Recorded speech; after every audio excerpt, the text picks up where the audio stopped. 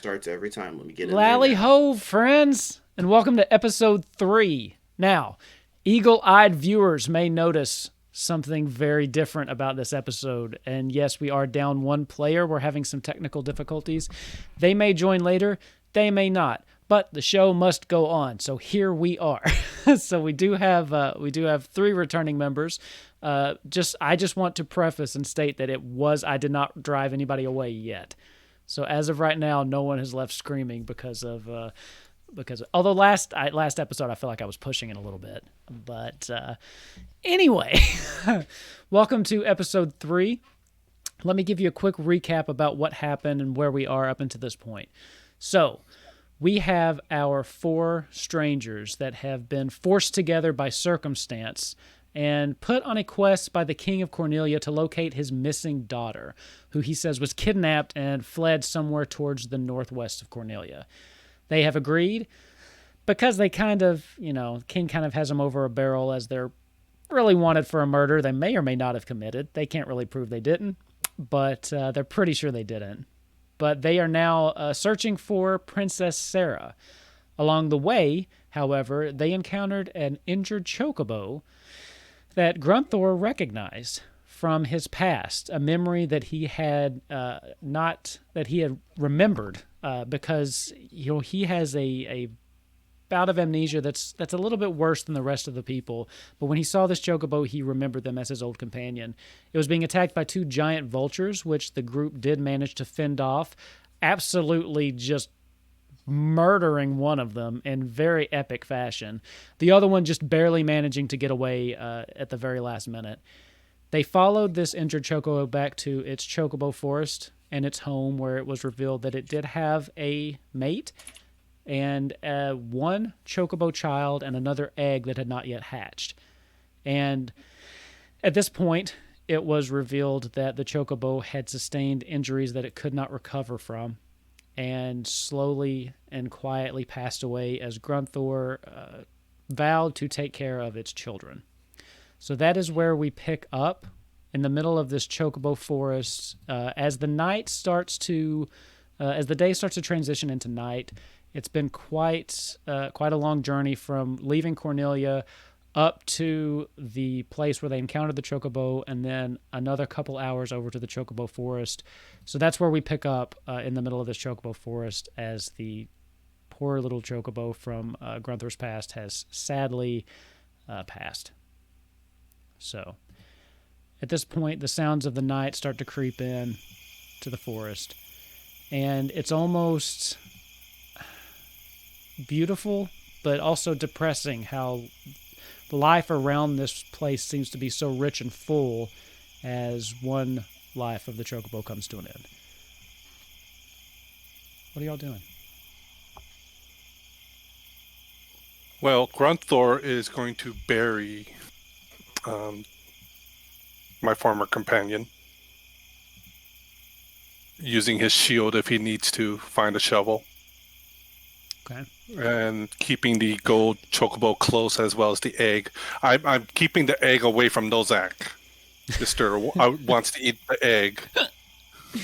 Nozak being unnaturally quiet at the moment. It seems like maybe the events have shaken him or something. But he seems to be very, very quiet at the moment. But yeah, I mean, if you don't have a shovel, then something like that would probably work, your shield. Now, are you going to bury them here in the forest, take them out of the forest, or what would you like to do? No, here. This is where they were living, so. Okay. Yeah, just give me a general athletics check. Not to see if you can do it, just mainly to see, how fast it goes. Yeah, and I'm also checking to see if I have a shovel. No, I don't. Okay.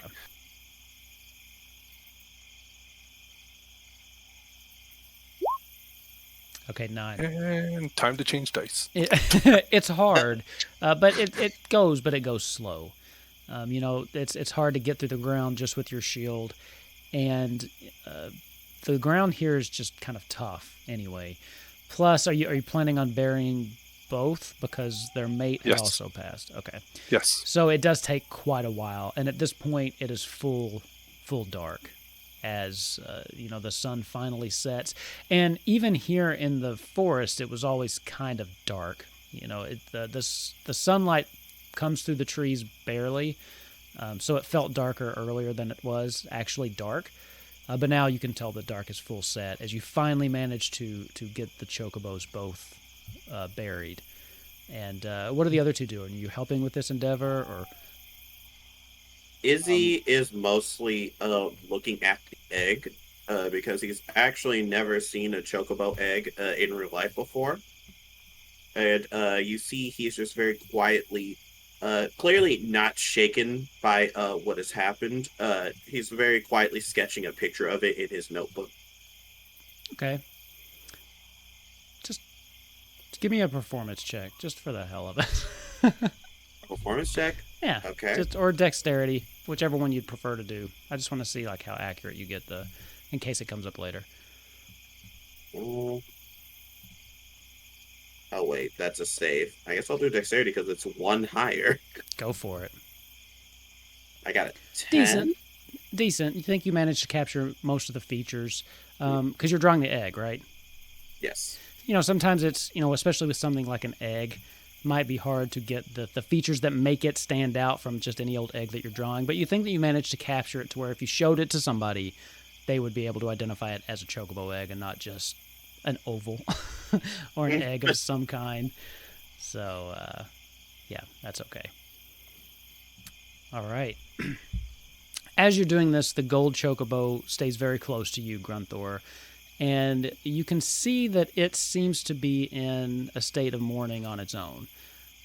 As you know, Chocobo are highly intelligent creatures, especially for beasts, and they have a strong sense of family and familial bonds, and you get a level of understanding about what's happening in the situation that you might not from certain other beasts.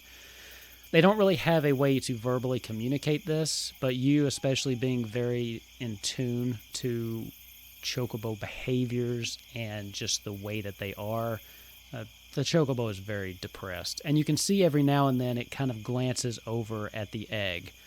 And then after a while, once you get it buried, the gold Chocobo kind of goes over and just kind of nuzzles up to the egg as though it's trying to keep it warm itself. Yep. As soon as I am done and seeing that the gold Chocobo heads over to the egg, I go over, pulling my bedroll out of my pack to wrap the egg in, and if there's enough room, also I don't think I have enough room for the gold Chocobo as well. No, probably not, because at this point, that Chocobo, while still on the small side, is big enough to technically be ridden.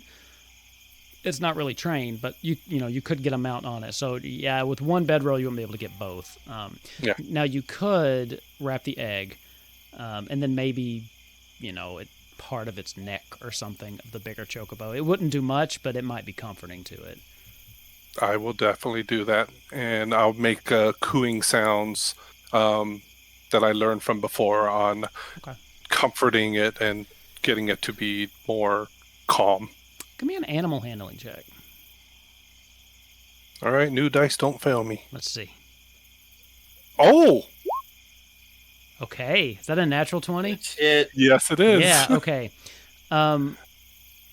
There's a moment where you start to go to make a sound, and then right before you do, something clicks in your brain. A memory kind of comes back as that muscle memory kind of kicks in again, and you switch sounds, and it comes out as like a very low cooing with a little bit of a work in there, one of those Chocobo noises they make, and immediately you can just feel the tension of this Chocobo just kind of ease.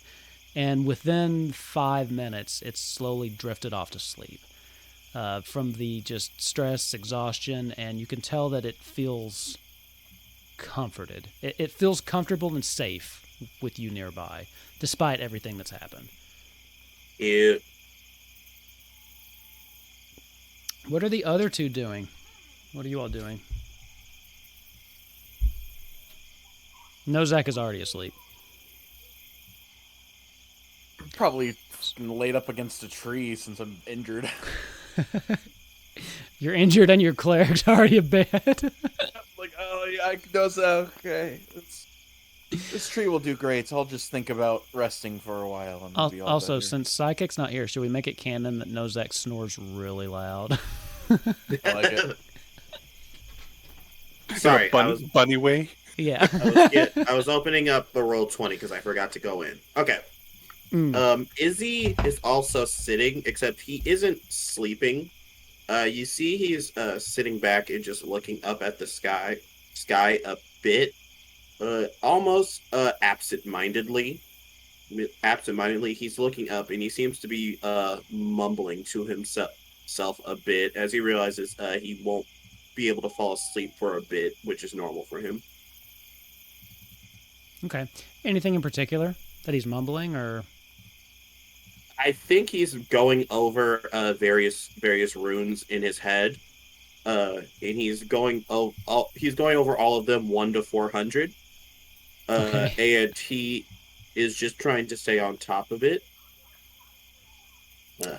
But he looks over at Grunthor with the Chocobo, and he smiles a bit at that as he realizes Chocobo are a lot different in real life than he's read.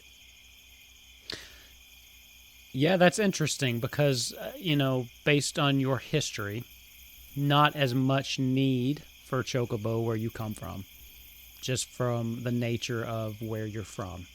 So, yeah, most of it most of your interaction with them would have been through text or reading or stories. So, yeah, this would be interesting for you, being the first time that you've really come face to face with one. And actually, in the span of one day, you've met 3 different kinds, 2 of which were thought to really be extinct.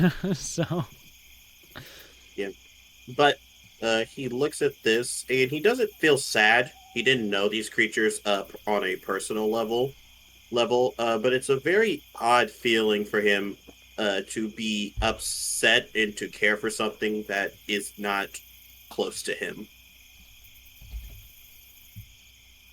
okay. Ava, are you just drifting off to sleep? After a minute, I would stand up and I'll go get us firewood. I need to keep the young one and the egg warm. And it's kind of fucking cold. And I'll venture off and get some firewood. I'll take out my hand axe and hand it to you.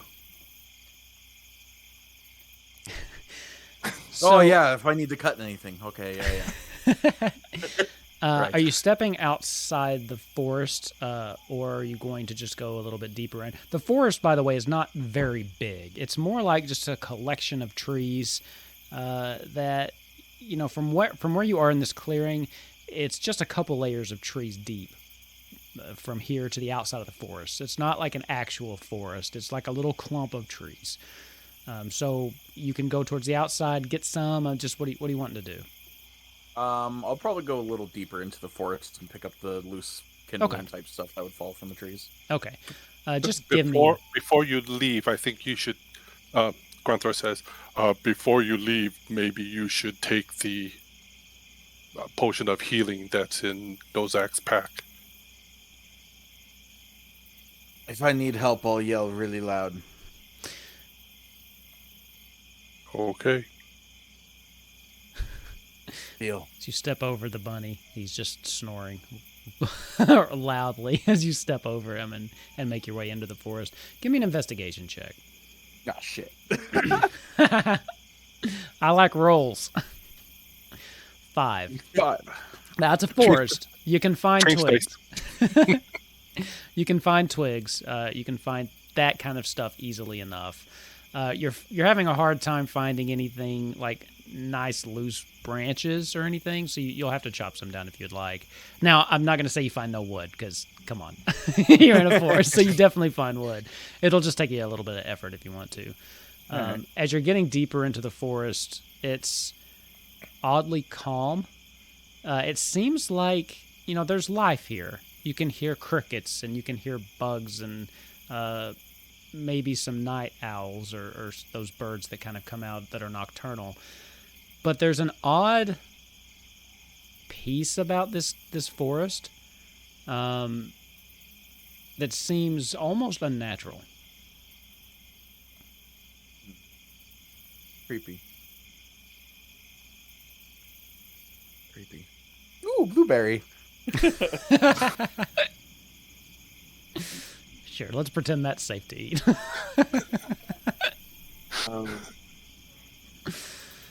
DM. Yes. First things first. Okay. So Izzy is going to. He touches his orb. He takes it out of his bag. It grows to its full, needlessly large size, and as he does, this silver glow flows out of him and into his orb, and then it's redirected up his body and to his head. He spends about 10 minutes drawing runes in the air. You see he's mumbling all 400 of those runes that he was mentioning before. And he draws them into a shape in the air, into a much bigger rune. And then as it's finished, it flashes before glowing silver. It flashes before disappearing, and his eyes glow silver. And he's going to cast Detect Magic. Cool. Okay. Yeah. So first of all, Grunthor, you're witnessing all of this as this very elaborate casting of magic. So while he's doing that, the 10 minutes, just wondering if you have any thoughts on it. Well, I am probably familiar with at least clerical magic. I'm not so sure about what he's doing, but he hasn't harmed me before. But I am going to be a little kind of like tuck the chocobo and the egg a little closer to me. Gotcha. And yeah, just so you know, yeah, you're familiar with clerical magic. The type of magic that Izzy does is very unusual because you've never seen anyone doing magic, especially with runes or any kind of just memorized written incantations like this. Just metagaming a little bit. Wizards are very rare in this world and society. Most arcane casters have an inborn ability. They're sorcerers, or they've made some kind of deal with the greater being, a greater sorcerer, if you will. So yeah, it's interesting to you. But now, Izzy, as your eyes glow silver, you get, as you look around, the entire forest seems to buzz with illusion magic. The trees, they're all there. They're all real. They're physical trees, but they have like a layer of illusion magic that kind of permeates this entire forest. Very interesting. You see, he leans down for the. How fucking long does this shit last? Hold on. 10 minutes? Yeah, 10 minutes. Yeah, okay. So you see, just for the next 10 minutes, he's walking around, mumbling to himself again. This time, though, you see his book, which is much smaller, grow into its much larger, like 4x5 size, as it just opens up by itself. And you see, he waves his hand, and a quill appears. He says, "Take this down." And you see, as he's mumbling to himself, you see that they're writing. You see that his quill is writing notes very quickly in a very beautiful script in cursive. Okay. Give me an Arcana check. Yeah, sure. And while he's doing that, my hand's going to lay on the hilt of my sword. As he walks too close, and you can hear the scribbling of the quill on the parchment, and you're like, "Oh no!" As you let your guard down, Izzy pulls out a gun and says, "Ha!" No, but I'm gonna roll Arcana. You were supposed to save your villain turn for late season. What is this? Okay, he rolled a 5. Wait, did he roll a 5? Did I even roll? No, I see Ava's. Reality real? You have a plus 17? To Arcana? No, I only have a plus 5. Okay, I'll just roll again. Who cares? I have no idea. But you rolled a 17. Oh, yeah, it didn't pop up in the game log. So you. Oh, I have D&D Beyond. That's why. Oh, you roll a 17. Is that what you said? Yeah, I roll. Yeah, I You rolled a originally rolled 17 a plus 5. 17 plus Okay. 5, yeah. Based on what you're seeing, and the nature of the illusion magic as it is layered over what seems to be reality, you gather that the trees, the forest themselves aren't an illusion, but there's some kind of magic over this that possibly makes it hard for people to find. Specifically, enemies or things like that. There's some conditions that have to be met for someone to actually find a forest such as this. Now, you're not sure, possibly because you were led here by a chocobo, but you're not sure. But that you kind of put together that maybe that's why they feel safe enough to make their nests here, is that these aren't necessarily easy to stumble across, which kind of makes sense now that you're kind of thinking back, because just a small cluster of weird dome-shaped forest in the middle of grassland seems pretty obvious.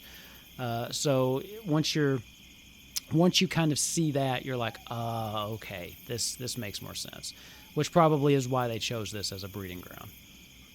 Okay. Likely Yeah. something about chocobos allows them to see past the illusion.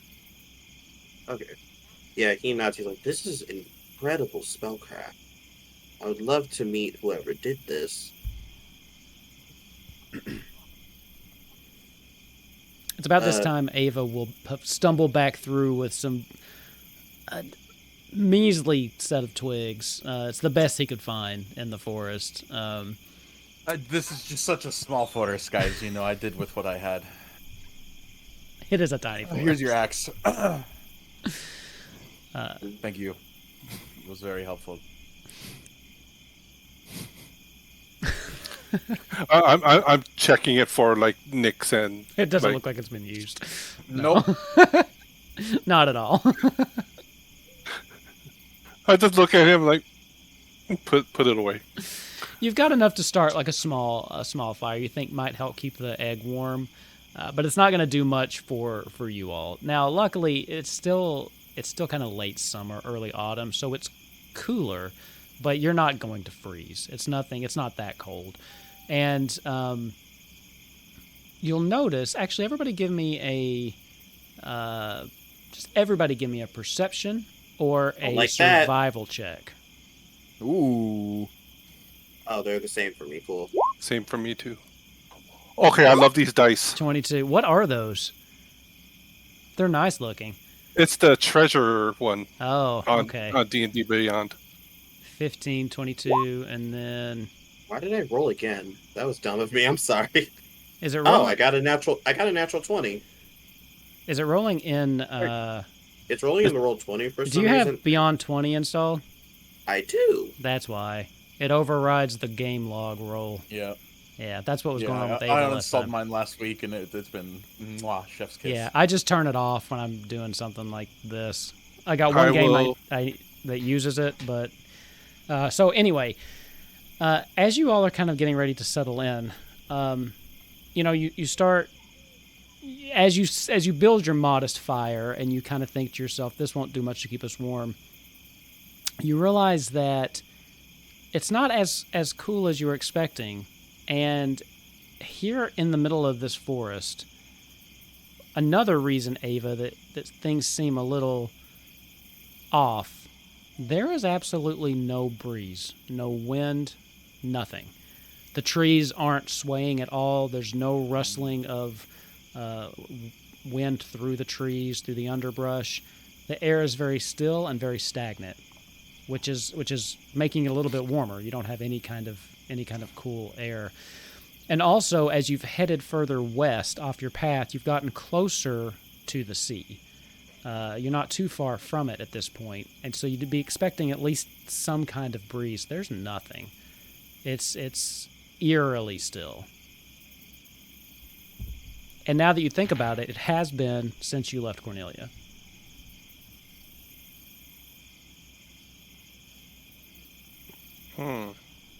This forest weirds me out. It's magical. It's magical in nature.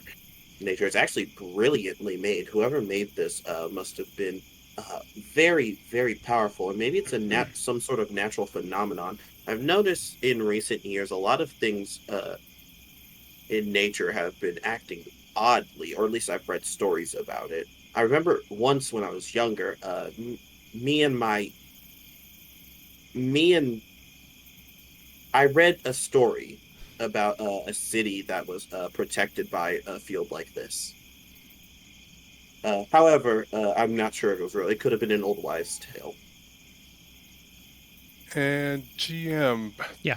in the past, am I remembering anything about like special places where the eggs get fertilized, or like are bred?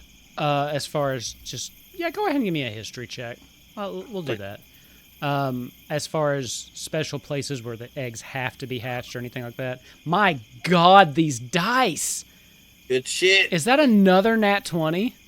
That is another Holy 3 in a crap. row. Oh! Yeah, how much did these dice cost? I might go buy them. All right, I think it was a free set, so D&D Beyond. You have a problem, Crap. but it's a good problem. So, no, the longer you're here, and you don't know if it's just being in proximity to the Chocobo, or maybe it's something about the forest itself.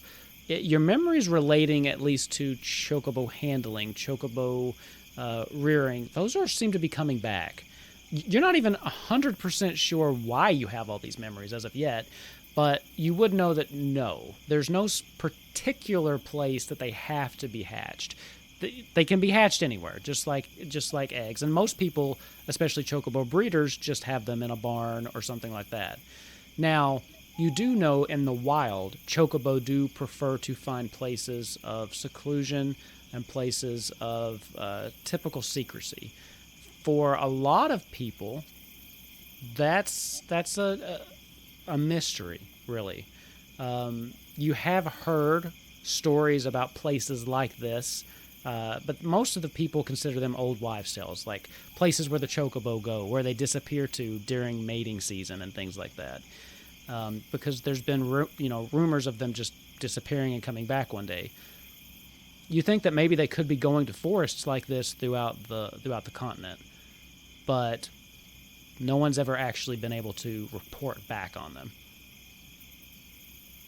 which is interesting to you, especially with a nat 20. It's interesting to you because you think that maybe, you don't know, you could be some of the first people that have actually seen the inside of one of these Chocobo sanctuaries. You don't have any verification, but you've never heard tales of one before. Just that Chocobo tend to disappear and come back with babies in the wild. Okay. But yeah, and to your original question, no, they don't have to be hatched at a particular place. Nat 20, wow. That is 3 in a row from you, isn't it? Three in a row. If there's 4, there's definitely some sort of bug, and I'm more than willing to change it. Let's go. I'm not a programmer. I didn't hack it. What's gonna happen is you're gonna blow them all now. We'll get into a fight, and then all the ones will start. And then all the ones, yeah. Or will be a bad omen. Yeah. Change dice. Izzy, you can tell shit's magic, right? Yes. All right. Is that something you can easily do? Can you do it again? Yes, I can. All right. I'm gonna pull out my viol, my pan flute, my thieves' tools, and the brooch that Morrow gave me. Okay. Which the two of you don't know what the brooch is. You hadn't seen that before. As far as you know, it's just something that Ava keeps on this person. Yeah, Did you see, check if any of this is magical? You see, he writes all 400 runes again in the air after 10 minutes. And he's going to look at these items. Looking over the items, these are the things that Morrow gave you in the brooch, right? Yeah. None of them are magical. No, they all seem to be mundane items. Even the brooch just seems to be, while nice, not particularly magical. Unfortunately, none of these are magical. Oh, no, trust me, that's a very good thing. I'm actually going to take out my crystal. Okay. It's within 10 minutes still, right? Mhm. If you look over at the crystal, it is illuminated with some of the strongest magical energy you've ever seen. And in fact, you can't get a read on the school. Oh shit. It's you're getting mixed signals, a little bit of this, a little bit of that, but it is brimming with magical power. He's giving very much my precious vibes. But he says, Well, you your have one too. crystal. Yeah, Yeah. your crystals. Can I please hold them for a minute? But all three of you. I'll hand you the ring that it's attached to. I'm assuming someone's going to go over and steal it off of Nozak. Nozak sleepwalks and drops it in my hand. Okay, We know what sleepwalks this over. looks like. Fuck it. A sleepwalking Yes. loperet is hilarious to me. You see, he looks around. He's like, "This won't do." You see that his book opens up, and you see a piece of paper comes out. You see he focuses a bit as you see it grows to a bit bigger of a size, and he says, "I'm going to." You see, he searches around and he pulls out what looks like a piece of chalk, except you see he waves his hand over it and it turns black, so you can actually see it. And instead of using 10 minutes, he's going to spend one use of his ritual spell book. And he is going to, instead of it taking 10 minutes to ritual cast Identify, he's just going to take a minute. Okay. So you're casting Libra on these, right? As you Libra, sorry. I changed it. It does the same thing, but this is a Final Fantasy campaign, so I'm taking the easy way out. So as you look at and you cast Libra on the 4 crystals in your hand, you don't understand what you're seeing. As you look over them, as your brain is flooded with information, and you're getting flashes of things that are hard to understand. You see fire, you see wind, ice, you see earthquakes, you see the world as you know it being sundered in two.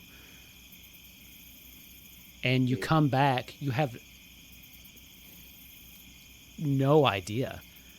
There's something about these crystals that even casting Libra on them, you don't get any insight into their properties. You just get a storm of emotions and just flashes of what seems to be ancient history. You saw flashes of the world before it had inhabitants on it. What looked like just barren world.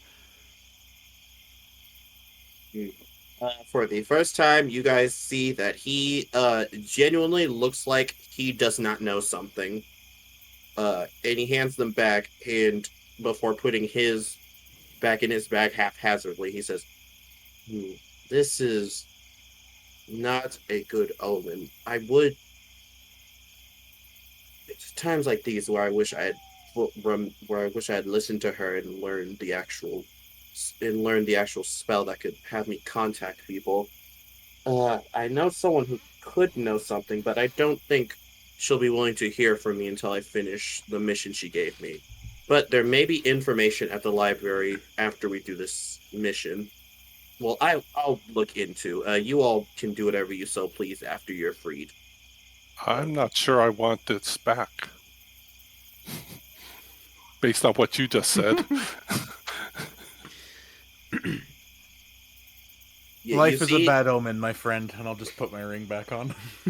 Yeah, you see, he hands it to you, and he says, "This is clearly important to you. You should hold on to it. I know you told me you don't understand, you don't remember a lot of things. You should hold on to them just in case it jogs your memories back." Well, okay. Put it back in my neck pouch. This is interesting. I would need to do more research. You've never had an experience like that when casting this spell before. This is very unusual, very, very odd. This spell has never failed you in the past, and you don't feel like it failed you this time. Give me a quick Arcana check. You know what? I just might. Go for All right, it. let's see. See if you can borrow some of that nat 20 luck from Grunthor. Okay, I actually did the other thing this time. Nice. Hey, it actually, it rolled over. That's awesome. I'm surprised. I keep watching. I keep expecting everybody's dice to switch to yours. I keep watching to see what you all are rolling. You feel like there's nothing wrong with the spell you cast. You feel like the items that you tried to identify just then. There is something so otherworldly about them that whatever the spell was telling you, you just can't comprehend. The information's there. And you think that, with research, with digging into this a little bit more, you think you can decode it. But there's just the information, it's there. You just don't really know how to decipher it yet. He is now sitting, and he is furiously writing, trying to figure this out with the limited knowledge he does have. But he knows that once they get access to that library, hopefully with some clout behind their name, he'll be able to actually look into this. All right. Yeah. Izzy, though, looks tired because he has used almost all of his spell slots. So he is going to just lay back in the grass. Okay. What about the other two? Are you turning in? I'm going to take first watch. Okay. I did take a little bit of damage, so I am going to use my second wind. Okay. Before we do that, how do I roll it on here? You might be able to get to it from features and traits under D&D Beyond. Nope. No, it's not there. It's a 1d10 plus 2. Just roll the 1d10 then. Yeah, I don't think it automatically adds the health back anyway. I think you still have to do that manually. So just roll a 1d10. Should be fine. By the way, I don't know if anybody here is from like the country, but the sounds is all nice and nostalgic from my childhood. Like late summer nights. I'm just kind of vibing on this over here. I hear this a bit on the West Coast. Yeah, cool. Yeah. Cool. Yeah. Okay. Man, I heal with the full. So I'll take first watch. Okay. And before I do first, do a little perimeter look, I'm gonna tuck the blankets around the egg and Chocobo a little tighter. Okay. The Chocobo is sleeping very peacefully.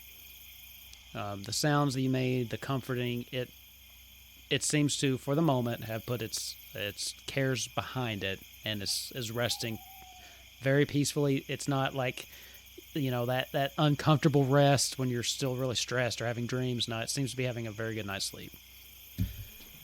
If you're going to do a perimeter watch, just give me a perception check. Are the rest of you going to bed? Yeah, Izzy is falling to sleep. Yep. Okay. Avalon, do you want to take second watch? Yeah, sure, that can work. Okay. Do you want me to wake you in 3 or 4 hours?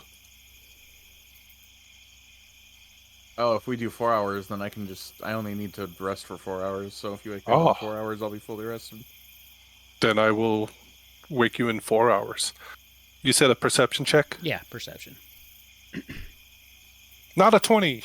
Oh, man. Still a non-natural 19. Still pretty good. It's quiet. It's very quiet. Keeping in mind what Izzy had informed you about the forest, doing a perimeter, you feel relatively safe here. Pretty confident no one can really find this place. This seems to be a nice place to take a rest. Okay. Since I'm walking around anyway, I'm going to try and gather up some more like dead wood or like dried wood. Give me an investigation check.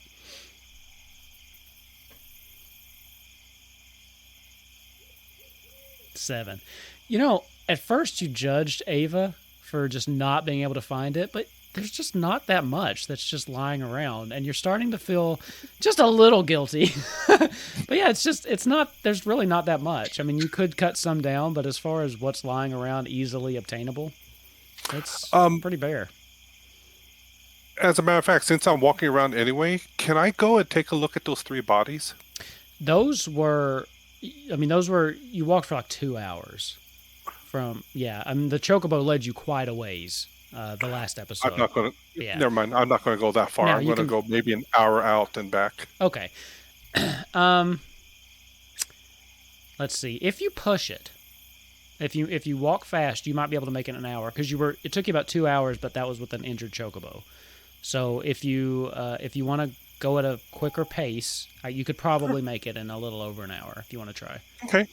Okay. Why not? So, perfect. I will. Let's Get move this shot over. down by a bunch of poachers. Great. All alone. They say never split the party. They never say don't run off on your own. So True. you make it back, okay? And it's at this point it's the middle of the night, and you feel fairly confident about leaving your comrades back in the Chocobo forest. It seems safe.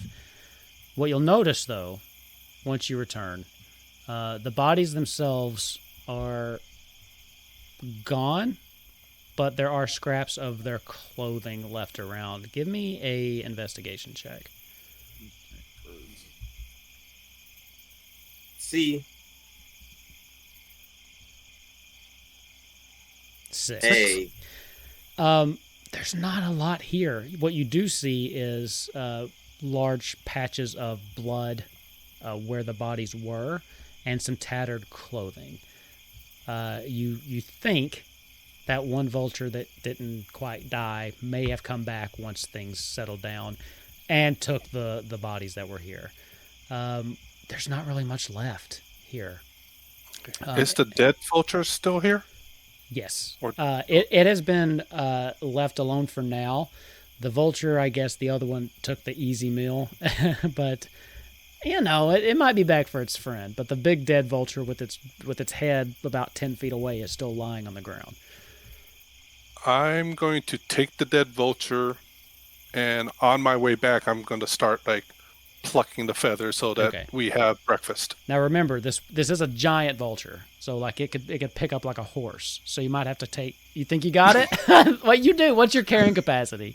Your carrying capacity is like 100 million pounds, right? Let's see, carrying capacity 540 pounds. 510. You can drag this thing, no problem. So, unfortunately, the bodies are no longer there. They have been picked up by the vulture that got away. And the scraps left behind just seem to be tattered. There is a longsword there, if you want to pick that up. One got left behind. So you have an additional longsword. But you're able, no problem, to grab the giant vulture and just... Are you taking the head too, or are you going to leave that behind? I'll leave it behind as now. a warning. Nice. I love it. Just leave it on the ground? You want to do anything fun with it? No, because if I had a twig, I'd want to bring it back to use it. So no, it'll be on the ground. Fair enough. No problem. And it's a big bird. But you're a big Galka, and just give me a athletics check, and this will basically just to be. You're not gonna have any trouble dragging it. I just want to see what kind of pace you make getting back. Oh.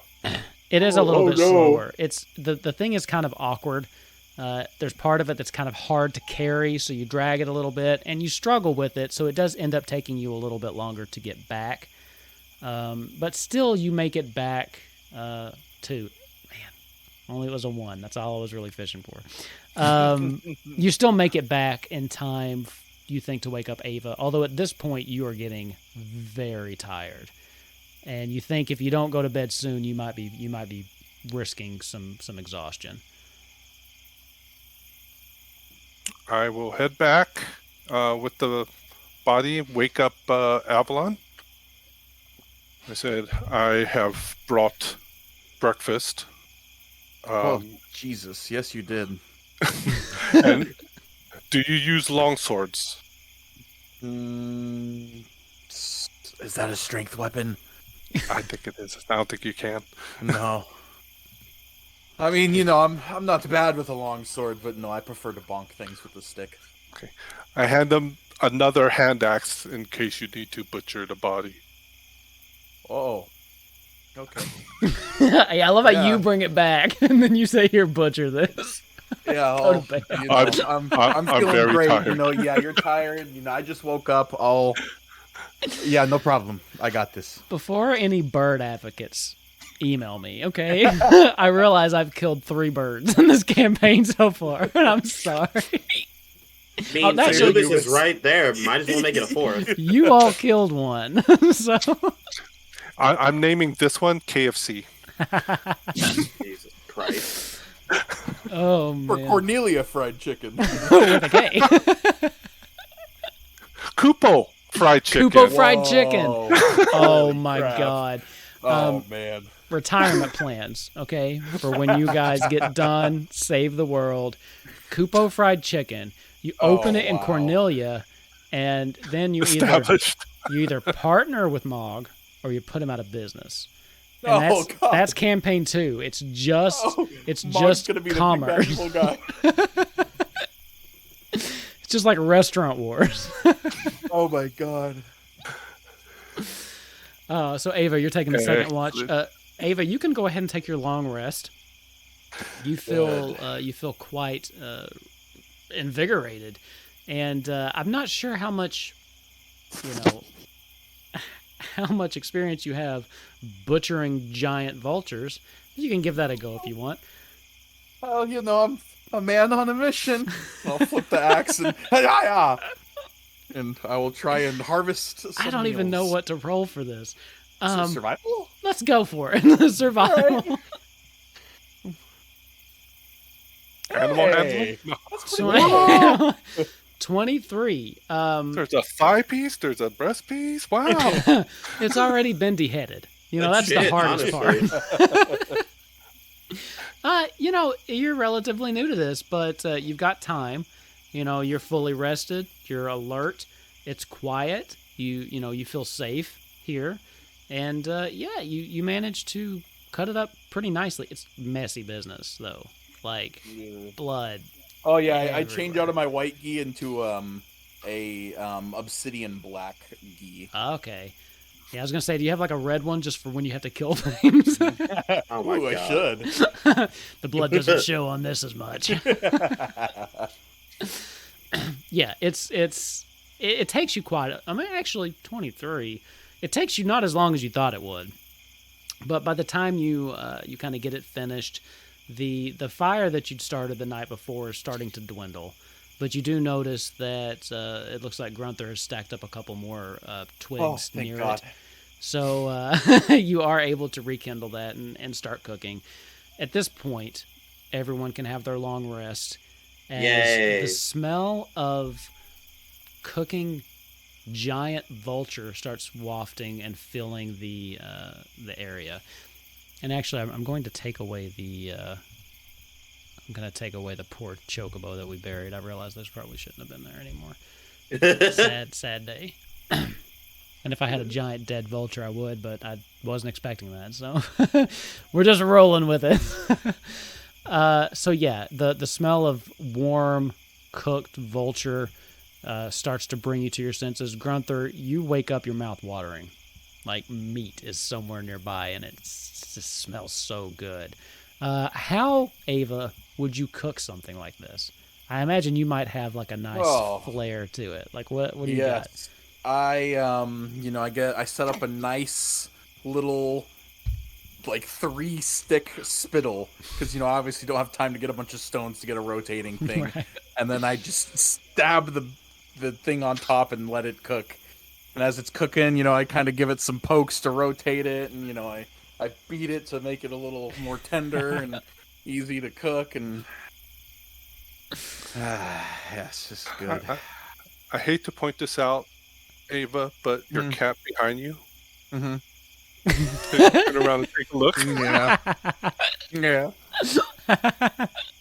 Hey, it's what cats do, all right? Yeah. It's just what cats do. If I was a cat, I'd probably do the same thing. It's just natural. I actually hadn't even noticed that. Thank you for pointing that out. My time in QA. So. At this point, long rests for everybody. Yay. Nozak seems to be just sleeping in. You can tell his little nose, just twitches like bunnies do, but he just rolls over. And you are able to have a nice, warm breakfast that tastes a little like chicken. So you start getting ideas about a, this could be a business if you just put this in like a bucket, Oh my god. made some biscuits. Yeah. A helmet. Oh, you could put it in a helmet. That'd be even better. We need 11 herbs and spices for this, guys. This would make it the perfect flavor. This was a very well made breakfast, Ava. Thank you. I did absolutely nothing to make it. I put it on a stick. Well, fine stick cooking, Ava. Thank you. Izzy, after eating, is going to sit by himself and meditate for a bit. I'm going to just make sure that the Chocobo, and we'll make sure the egg is nice and still warm, and the Chocobo, if it's hungry, offer it some of my rations, unless there's some berries or edible plant life around. I don't know. Okay. Yeah, you still have some berries, some grains that you have, and you'll actually notice once the Chocobo kind of wakes up, it takes some of those, but it starts kind of walking around the perimeter of this area, and it starts just eating some of the plants that are here around it. And you gather that this might be another one of the reasons that Chocobos seek these places out, is that most of the the foliage here they like to eat. So it does take it. It does take your offering, but it also kind of grazes around the outside on some of these flowers and plants as well. I'm going to try and note the ones that it is eating. Sure. And before we leave, I want to grab a handful of each one. Hopefully they stay fresh long enough to feed it. There's no roll really required for that either. You notice that this one tends to go after the yellow bushes. And a little bit of the purple ones are the ones that it seems to favor. So that's easy enough to notice. So What a good dad. So the morning is yours. You wake up refreshed and ready to go. What's on your agenda? What's the plan? First thing I am going to do is I'm going to tell the other two about the bodies, the missing bodies, and what I suspected that the other vulture took them. All I found was that longsword that I offered to Ava. And of course, the dead vulture, which is now nice and warm in our bellies. Depending on where we go, I'm probably going to pick up Novak, put him in my backpack. He just seems tired for some reason. Just really tired. So yeah, it's been a busy day. You guys walked a lot. He's got little legs, So you got him like I'm imagining like one of those baby carriers, like on your chest or your back. Baby Bjorn? Yeah, exactly. Oh my god. I need to find some sunglasses. Oh my god. Okay, if any of you have like artist friends that watch this, I'd like a drawing. Please. Amazing.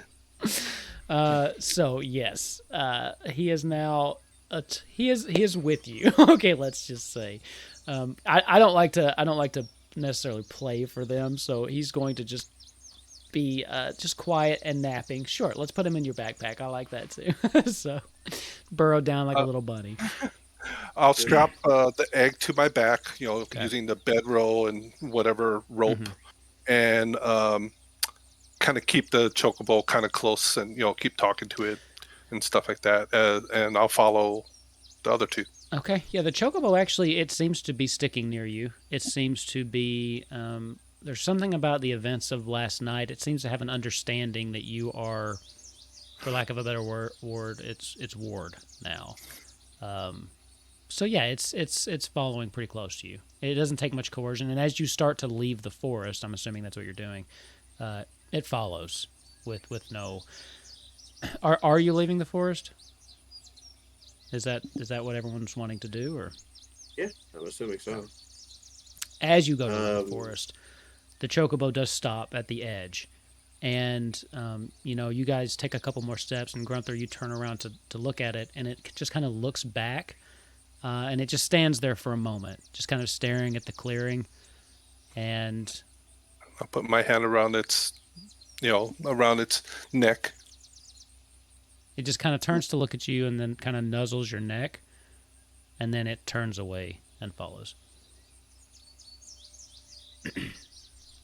Izzy is going to go ahead and cast Mage Armor, which is going to bump his AC to 14. Always a great thing. I also just realized the one person missing is the one person that has the AC of like 4 bajillion. So. I mean, listen, if someone tries to hit Izzy and he casts Shield, we'll be up to 19. So If anyone tries to hit, that's why Grunther put him in his bag. Because if anybody tries to hit him, he's going to be like, I'm just going to hold up my 400 AC bunny. Look, an extra shield. God, an extra shield and the shield spell and I don't know, something else. Damage resistance. 21 AC at level 2. It's bullshit, just saying, is what that is.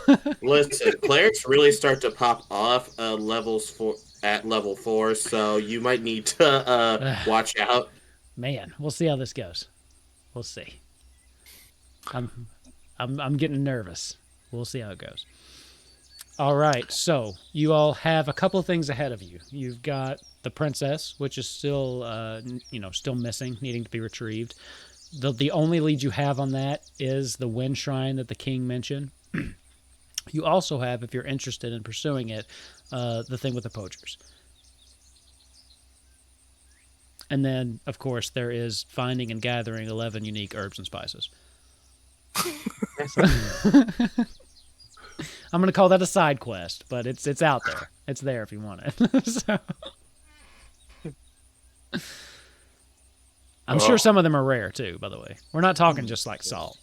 It can't be that easy. There's got to be like really specific. Yeah, maybe one of them can be salt. Yeah, one of them has to be salt. Yeah, of course. I've had KFC. It's got to be salt. There's salt in that for sure. All right, well, should we make our way towards the shrine then? Yep.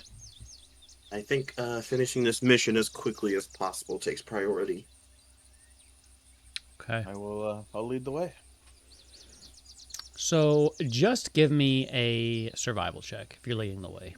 Because you have gone off the path a little bit, but it's a very low DC.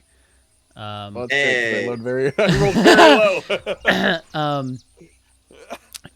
You're not 100% sure really where you are. You came this way following the Chocobo. You know enough to at least get back to where you found the dead vulture. And unfortunately, you think you're probably going to have to go back there and meet back up with the road. You know, just kind of trying to find a shortcut to get to where you were going, because at this point you're not near a road. So it's probably going to add on to some of your time. But you think the best bet... This natural forest completely fucked up the trail. You know, we got to reroute the calibers of the sun setting at dawn. It's just it's gonna be a little late, guys, but I got this. So you lead them back, and Grunther, after about an hour or so, you realize that he's led you back to the place where you fought the vultures. Gets back on the road, and then just starts heading back north. So not too much of a delay, but you're probably lost an hour and a half just doing that. But you do know that you made pretty good progress the day before. It was only supposed to be about a day and a half journey. So getting the start from the Chocobo Forest and making your way back towards the road and then heading up. And the travel goes smoothly. The road, actually, you don't come across really anybody. As they mentioned in Cornelia, no one really visits the shrine so much these days. And it's been a long time since anyone's really been up this way. And since this is technically Empire territory, there's really no reason to come here, especially since this is so far from the core of the Empire. So it's a nice, just kind of leisurely walk. But eventually, yeah, go ahead. Since we did go back to where the bodies are, I am going to go ahead and grab the tattered pieces. Okay. If I can use it to identify the poachers, if there's some sort of identifying mark as we're walking along, I'm going to try and look at it. Okay. No roll required. The pieces that are left are very just kind of scattered, mainly just dull colors, browns and dark reds. Nothing that specifically ties it to any one particular nation or anything like that. Okay. This is not soldier garb. This is just cloth garb. It just seems to be whatever they had. So, eventually, and at this point, it's probably about midday when you make your way up the road, and you eventually in the distance you see what you can only imagine is the wind shrine. This, the road just kind of leads directly up to it, and it doesn't go anywhere else. It just goes straight into this thing. It is a rather large, very ornate-looking, almost cathedral-like building. This shrine was erected in the name of Garuda, which you would know. They mentioned that back in Cornelia, which is the icon of wind. So this was an old god that was worshipped many, many years ago. At one point, and I think you would know this. Actually, Izzy, give me a history check really quick. What? A history check from Izzy? That's crazy. Yeah, no, I love having a wizard whose backstory is I like books because I can always throw in lore whenever I need to. Speaking of, that's a 7. 7. You don't know too much about it. You know the gist. The icon Garuda was one of the icons, the quote old gods. Then they did have a physical presence on the planet, like 2 centuries ago.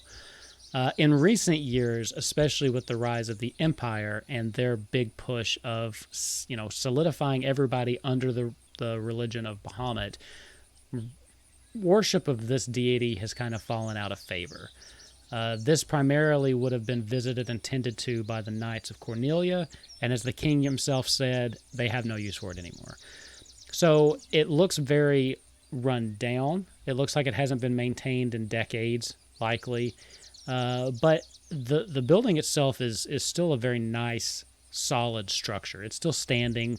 There's some broken windows here and there, but as far as structural solidity, it's still a very nice building. Just kind of made, it's gray, not really anything fancy to look at. But there are accents of green kind of here and there, either in curtains you can see through the window or up at the steeple. At the top, there is just kind of a green ornate, looks like just some kind of symbol that you don't really recognize. But what are you doing? You just going in? You want to admire the architecture? Much as Izzy would love to do that, I think he would defer to everyone else before acting. I'm going to look at the other two.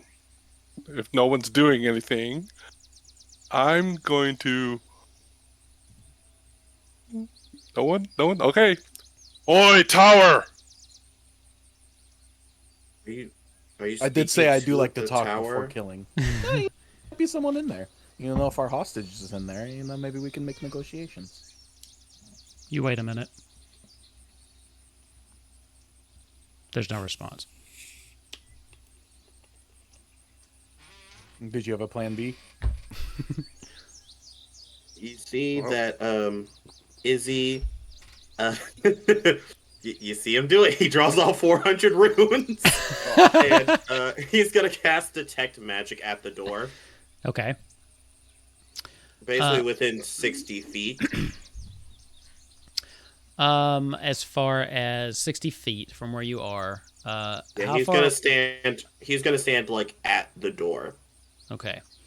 As you walk up to the door and just kind of stand there, for the first time you get a breeze kind of prickles your skin. It seems to be coming out of the door.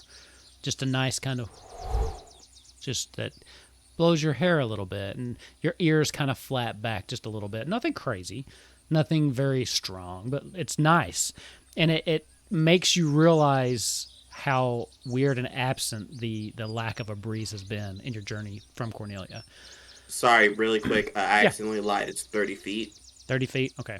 I don't know why I thought it was 60. Here's the one thing I'm really bad at is magic schools. But you do get a ping of magic coming from inside of the doorway itself. Now, it's actually with the doors open, looking straight in, you can see right in front of you and yes, I'm looking up magic schools, and I'll tell you that in a second. But you can see a statue that's just right up against the wall. As soon as the through the door, which the doors are standing open, it looks like a hallway goes both left and right. So kind of like a T intersection from where you are. And right in the center, like as soon as the doors open, probably by design, is a statue of Garuda that is just kind of standing with its arms out, as though welcoming people to its temple. As far as magic, you do get a little bit within 30 feet of, let's see.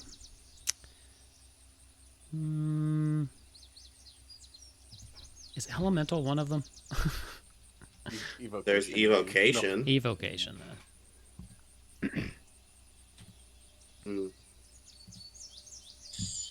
A bit of evocation magic here. Normally, though, that's meant to.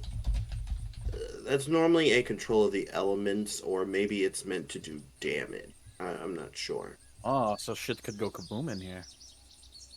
I mean, if it did explode, that would be quite inconvenient. That would. Yes, it would. Does it look like I can fit through the doorway? Yeah, I mean the doors are wide open, so they're very. It's almost like a picture, like a nice kind of grand church with those big those big doors that would like kind of double doors open wide. Yeah, I mean the Chocobo can come in. Like there's not going to be any problem coming through the door. We have little time for me being able to see things. I think we need to make a decision now. Well, this was the target of our destination. We should just go in. Do you not think so? All right, I will be right behind you then. I like how Izzy's up at the door. Spartan kick open the door and walk in. All right. All right. So, I'm finally gonna move off of this this Chocobo for us. Let's leave the You have a map ready? Don't like that. the sad past behind us. I hope I did this right too. For anyone that's an Austin Powers fan, All right. Can you? I like to make dramatic entrances, Izzy. Okay. So as the four of you enter into the building, you see two things. There we go. You come into the building, and you see in front of you the giant statue of Garuda. What you'll notice, and Izzy, these are the pings that you're getting as you come in. To the left and to the right, there are these two, what look like just swirling, almost tiny tornadoes, really, self-contained almost. And they're just kind of going back and forth down the hallway. At the moment, they don't seem to be paying you any mind. But they just seem to be going back and forth. And from here, you can feel the wind coming off of them and just kind of blowing through the halls themselves. As these things just kind of moving around in almost like a set pattern. I think these may be some sort of sentinels.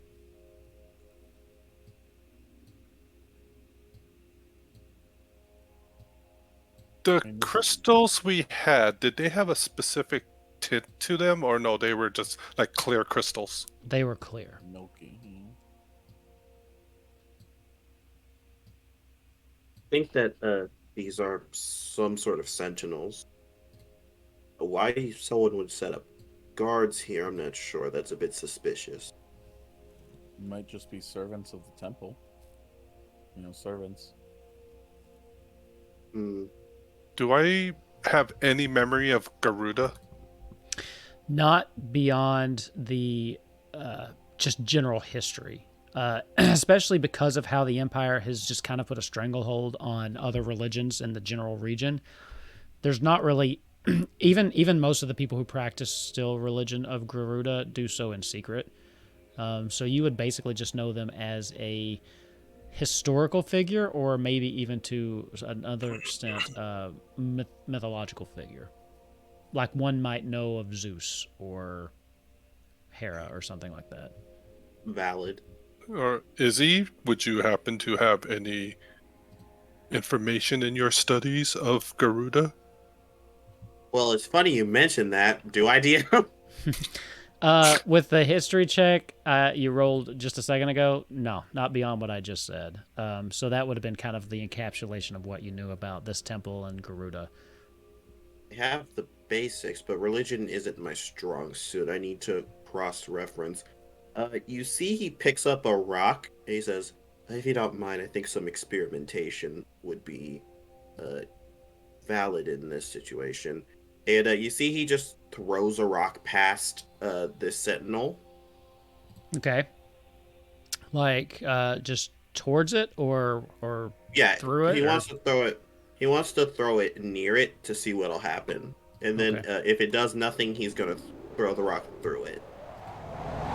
As you throw the rock, even as it kind of passes nearby it, the thing starts spinning around faster, and you can feel the breeze kind of picking up and whipping into your face as it turns around and starts coming at you.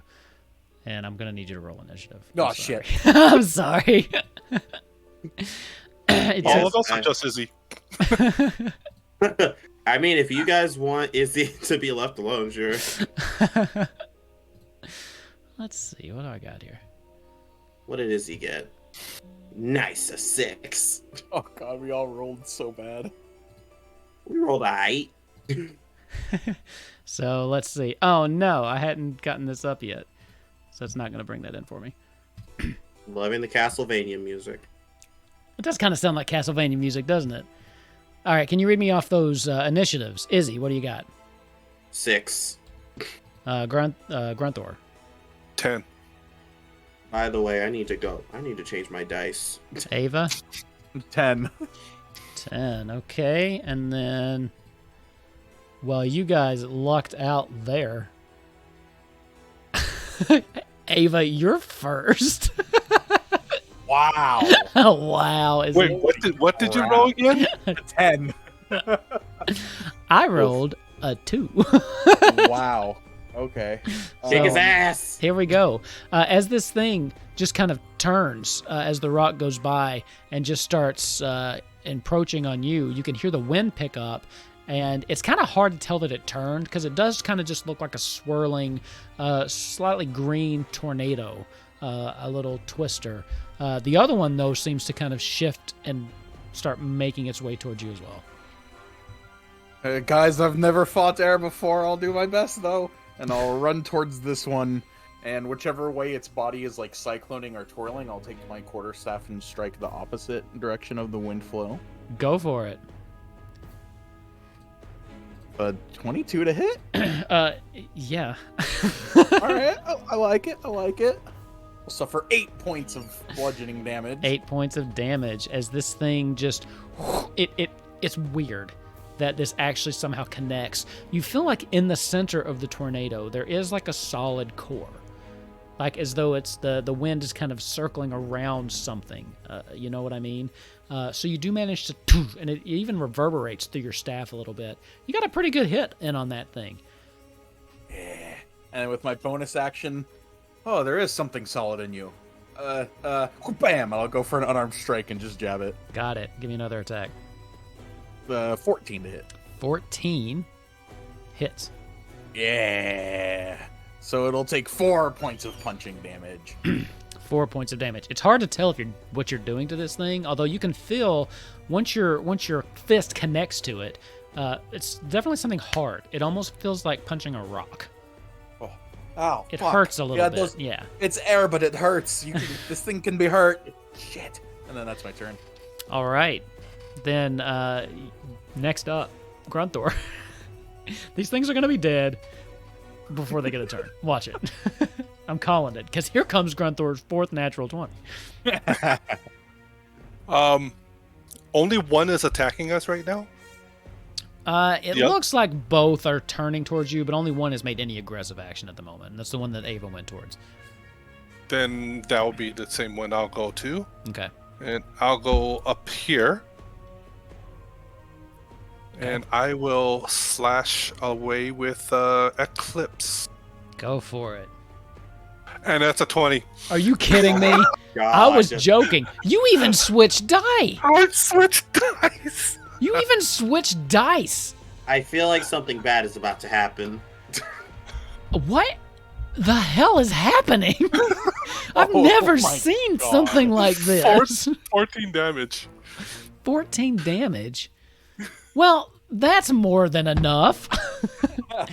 As you, what are you attacking with your? Sorry, that's your sword. With right? my longsword, yeah. Okay. My With your broadsword. sword, you come in and you see kind of where Ava punched as your sword comes in, and you make connection with the solid center of this thing, and you can hear almost like a crack as you connect to this thing, and the wind kind of spins around, and you can see that it kind of wavers, and then all of a sudden it kind of dies off really quick, and then I need you and Ava to make a dexterity saving throw. Oh, shit. Yep, happy I stay in the back. And there's... Oh, Ava did great. All right. Let's see. So, let's see. What Ava get? 22. 22. Is that the one that I rolled? Because that is the right damage. 3 damage from its death. It's force damage too. So that would be anybody that rolled under 10. So that would just be Grunthor. As this, Ava, you kind of see this coming and just manage to steel yourself against the wind. As what you see, Grunthor, at the very center of these things seem to be a small, almost not exactly the same as the crystals you have, but almost like tiny shards. As 4 damage? 3. 3. As it just and blows out and just slams into you, and the force and a little bit of just kind of the shards of this tiny crystal just beating into your chest. That's big boy damage right there. Yeah. I'm trying to turn myself so that the egg doesn't get hit. Okay. Easy enough to do. I don't mind if Nozak gets hit, but no, it's Nozak's like, what's going on over there? I'm trying to sleep, damn it. Izzy, you're up because I rolled like crap. You know what time it is. It's save your spell slots time because you only have 3. Izzy is going to cast fire. And this He is the draws a little entrance, so it makes sense. Yeah, he's going to draw his little rune, put it in his orb, aim, and attempt to hit this one. Go for it. Okay, roll flat. Oh, beautiful. That is a 20, not nat. That hits. It also makes a really pretty sound when I roll this die. No, wait, what are you casting? Fire. Fire? So it's going to be a D10. I don't like the way you asked that. I just wanted to hit the little fire button. Oh, cool.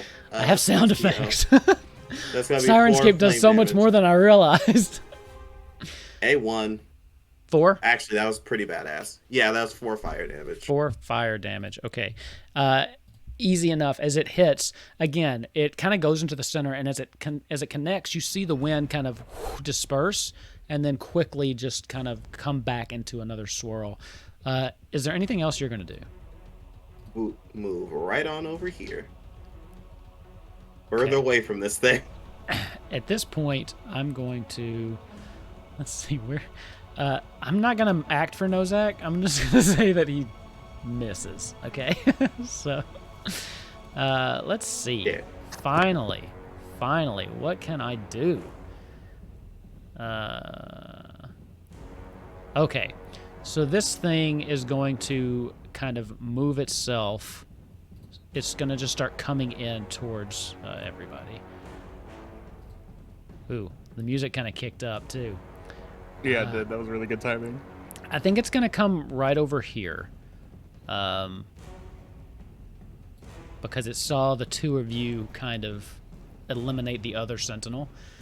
And you can see as it starts to just whirl and swirl even more, the wind kind of rushing up and getting bigger and bigger.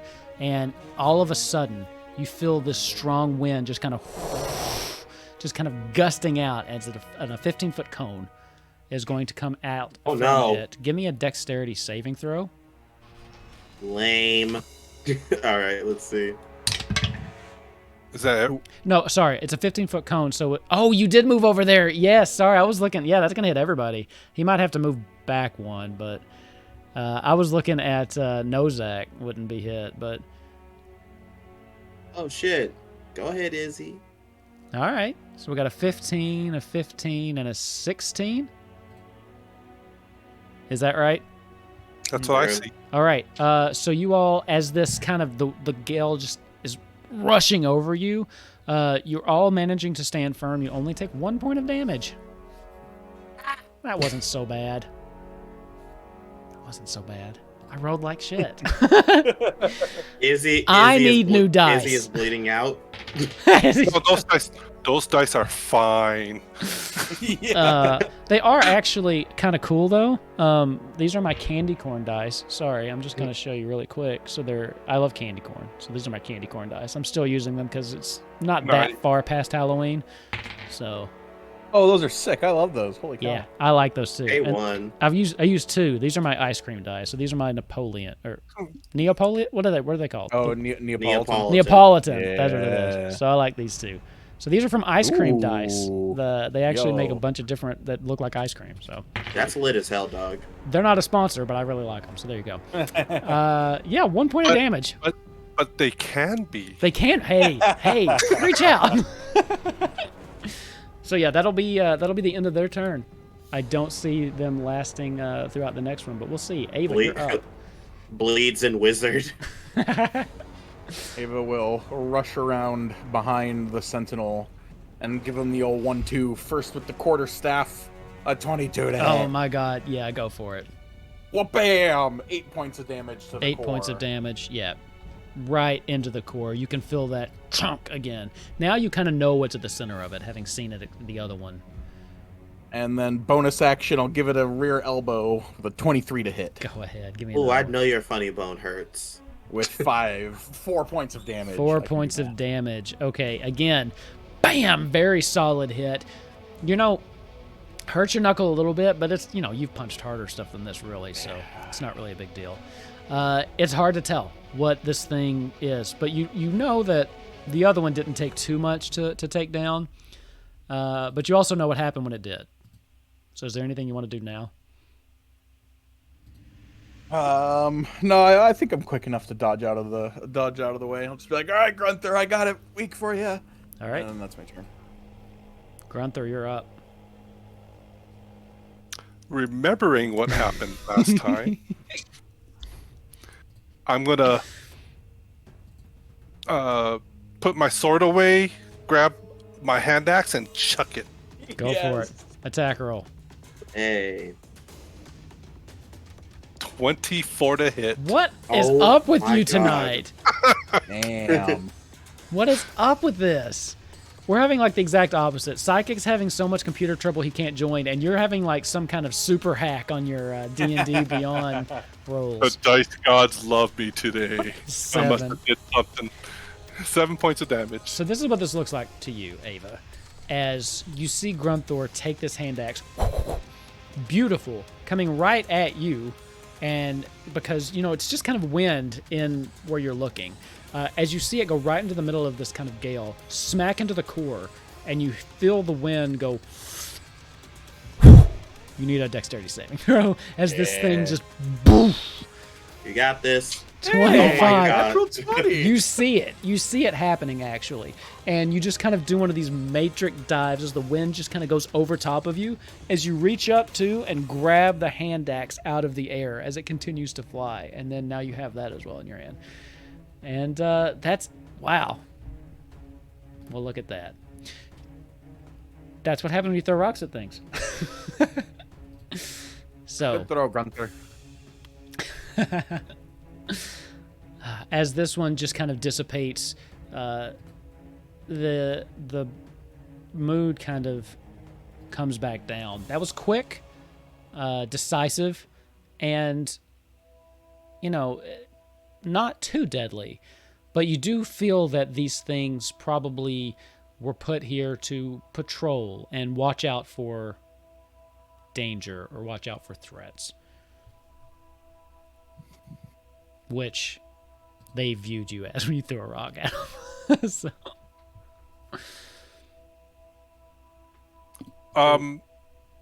So at my feet, are there still like shards of the first one?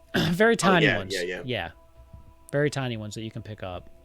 And what they look like are, as they kind of burst, they just look like very, very tiny green crystallized shards. Almost like if you had like a green geode and just like burst it open and you have like little just flakes and here and there. Yeah, so not much you can do with it. Almost a dust. They're so small at this point. It's not been 10 minutes. You still have your detect magic up because you didn't cast any other concentration spells. You get some magical... I did get hit if you want me to roll. Go ahead and give me a constitution saving throw. Let's play it by the rules then. Thank you for being honest. You know what? Inspiration for being honest. How does that sound? Oh, thank God, because I'm rolling again. Okay. Well, not much better. That's a 7. God. Worst use of inspiration. Oh, I've wait. never seen it come and go so fast. I only took 3 damage, right? Well, 10's still the minimum, right? It's 10 or Yeah. half. Oh, it's Yeah. 10. Okay, So- I thought it was half. I 10 thought it or was half half of the the damage. It's 10 10 or or the half, damage. whichever's yeah. higher. Yeah. Oh, okay. So Well, that's dropped. But yeah, it looks just like little green crystal shards. Not really enough to do anything with at this point. But we can. I don't have a vial or anything to gather it up in. Yeah, if you want to take some, you definitely can. If you have something to put them in, you might. Yeah, if you take them back, you might be able to do something with them elsewhere. Does anyone want to gather this? Yeah, I have some ideas with those. I think Put it could help Put some in an empty vial. in any research.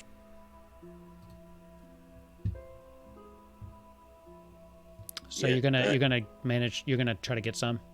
Yeah, if I can. Okay. Yeah, it's easy enough. I mean, there's two just kind of where they kind of burst, just kind of dusted along the floor. It's easy enough to pick some up. No problem. I might be able to do some work with these. Well, hopefully, I can get a look at them before you start. Sure. All right, we have an entire church to look at, I guess. The hallway you're in, as you look around, the carpet is worn, and there's holes in it. This place has fallen into disrepair. The statue itself seems to be it hasn't been attended to, polished in quite some time. The Garuda itself is a very imposing bird-looking figure. You can see that it almost looks like stories you've read about sirens in some degree, or harpies, or a mixture between the two. Wings, giant wings coming off of its back. Its claws kind of come into, or its feet kind of come into talons.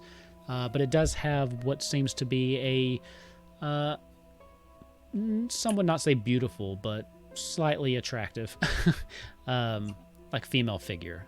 There are like bestial qualities to it, some jagged teeth, and some of the angles that make it look bestial almost. But underneath that is the layering of a very feminine form. You've seen pictures of this, Izzy, in your books, so you're at least familiar with the visage of Garuda. Is there anything else going on with the statue? If you want to take a closer look, you can. Okay, cool. That's what Izzy will do.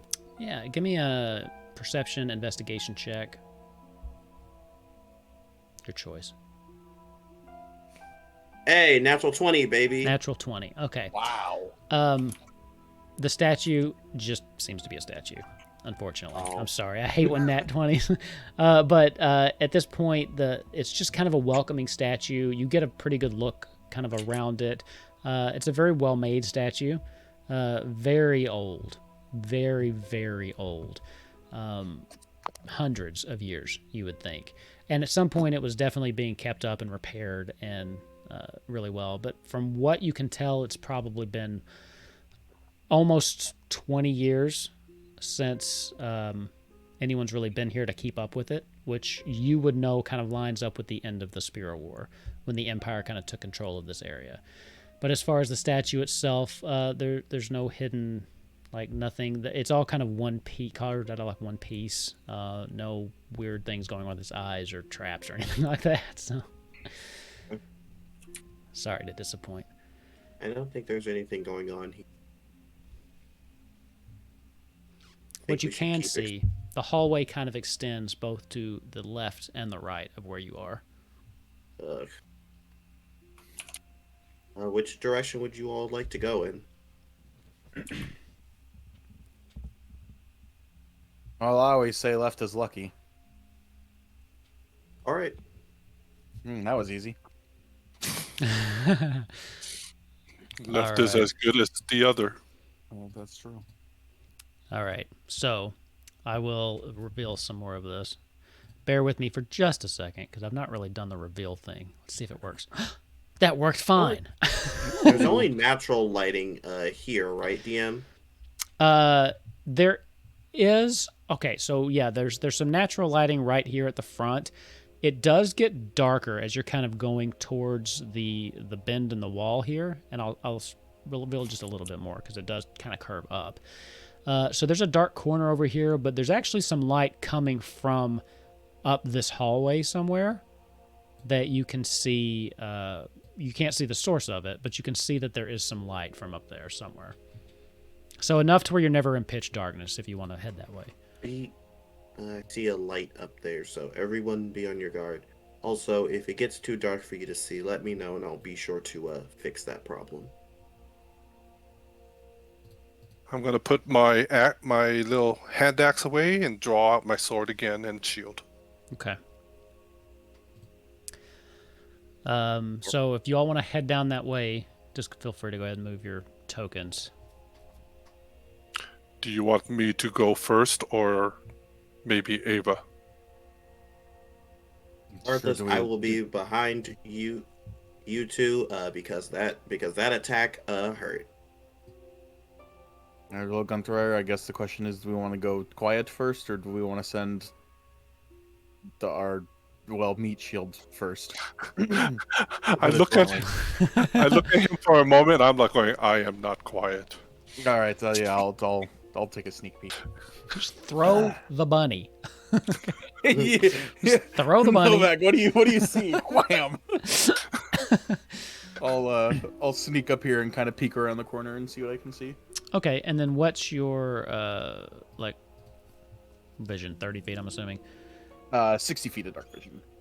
Oh, yeah, you're fine. Dark vision. Dark vision's stupid. A sneaky elf boy. All right, so what you see as you kind of peek around the corner, you see a kind of a hallway that leads down, and you see another statue of Garuda at the end of it. What you do see is about right here, kind of halfway down that hallway off to the right, you do see some light emanating from that area. Passive perception, you also hear voices coming from that, very muffled. like kind of whispered voices, but you managed to pick them up. Okay. Do I discern what language they're speaking in? Not necessarily can I understand them, but do I understand what language? Give me a or what perception tone it's check. in? Let's see. Da, da, da, Let's be da. just a little higher than your passive. Yeah, 21. it's common. It is common. And then was I able to discern how many, or just that there's more than one talking? 21. More than 1, less than 5. Okay. There's a handful of people talking in a closed room down this hall. There's lights on. Seems like it'll be trouble. Were any of the voices a woman? You couldn't tell. The ones you heard sounded masculine. Sounded all masculine, but if I get closer, I might be able to tell. Let's try that, and Izzy and I will wait here at the corner. Alright. I'll sneak down a little bit. I'm going to need a stealth check for this one. I like it. Oh, natural 20 for What? 25. Good plot. Good shit, everyone. You don't even hear yourself. Where did it even go? As you peer around and kind of take a look into it, you see and I'm imagining that you're just kind of standing, peeking around the corner. You see what looks to be an old, what maybe was a common room at one point, but it's completely fallen into disarray. It looks like this place has long been looted, and there's bookshelves broken and just things strewn all around. But what you do see there's 3 individuals inside. One of them, there is a chest that's up against the wall as one of them is trying to get into it. There's another one that's just kind of sitting on the couch, and one that's kind of rummaging through the old bookshelves. And now that you're closer, you can hear the one kind of working on the chest saying, "Son of a bitch, I see why no one took this before. This thing's impossible to get into." And the one sitting on the couch is just like, "Oh, God, just let it go. Probably nothing of use in there anyway. This whole place is just abandoned crap." The other one's just kind of rummaging through. And then the one that's still working on the chest says, "Have you found anything over there?" The other one's like, "Nope." Just kind of throws a book over its shoulder. Any insignia or markings on their clothing or weaponry they carry? Give me a perception check. Oh, you got this. Nat 20. Not 20 nat, but total, dirty. But, yeah. Nothing that kind of seems there's no unified uniform, anything like that. You will notice that one of them has the one that's on the couch has a like a light crossbow kind of propped next to him. Very nice, very nice. The bolts also seem high quality. It reminds you of other high quality items you've recently seen. God Okay. damn it. Interesting. They go on. They're like, "Ugh, I knew coming here was going to be a waste of fucking time. Stupid captain. Always got to do what he says. Bullshit. We should be out there hunting." Yeah. I'll turn back to Grunthor, and he's a soldier, so I'm assuming he'll get these. I'll motion 3, put my fingers across my throat, and then I'll point to a weapon holster. Trying to signify,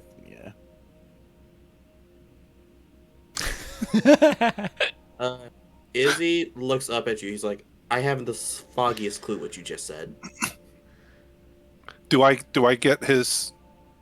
Yeah, I think you would. Okay. You being a soldier and him not, I would assume that the signals he gave you were easy enough to decipher.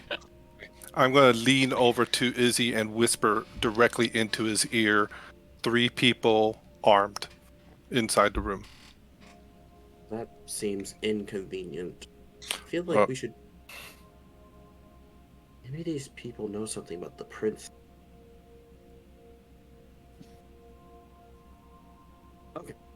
This will go one of two ways. Either you'll have to punch them, or they'll give us this information to walk away. I'm going to try and motion to Ava if he's looking at me.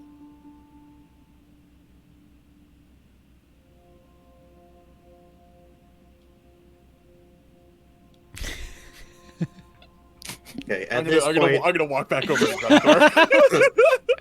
I'm gonna be honest. At this point, For- I feel like you two are messing with me. For anybody who does catch this in just the podcast only form, Grunther and Ava just kind of made hand gestures at each other for about 10 seconds, and it was great. As you're walking away, you just hear a "Damn it, this chest! Ugh! I'm giving up. This is bullshit. Let's go find the captain." Oh shit! Okay, they're about to come. They're about to come. Do we ambush them? Kick the shit out of them when they leave? Yeah. Okay, yeah. Knock them out. Yeah. Right. Yep. So what are you doing? What are you setting up? Is this? Oh wait, no, I'm back here with them. We're just gonna. Yeah, what do we see back there? Back behind, like if you keep walking past the door, that looks Yeah. like another statue to Garuda. Okay, and a So close wall. that's the end of the hallway right there. Okay. Cool. That's up against the And wall. I just Is this didn't just build completely it. open, or is there a door there that's ajar? All right. There's a jarred door, but I failed at incarnate and didn't put one there. Okay. So thank you, Ava, for calling out my deficiencies as a map maker. But Time. Minus we're all one adults inspiration. here. Let's use our imagination and imagine a door. Okay. Sorry, the phrase "we're all Alright, so adults here's- here" while referring to a tabletop game is the funniest shit. My favorite part about that is you have to be adults before you can really enjoy using your imagination this much at a game like this. True. Anyways, jumping these civilians. What are we doing? All right, so here's what I'll do. I'll stand on the other side of the door, and when they come out, I'll grab one of them, put him in the fucking chokehold, and then and then I'll put like a blade to his throat or something, and then you guys reveal yourselves and just be like, okay, you know, which one of you's best at talking does the talking, and try and maybe keep the peace or something. And I'll put one of them in a headlock and put a blade to his throat, so that way they don't do anything stupid. Hopefully. Do you think they are Empire? I don't know, but they have weapons. And they're trying to loot something. You're starting to hear footsteps. What are you doing, Ava? Oh shit.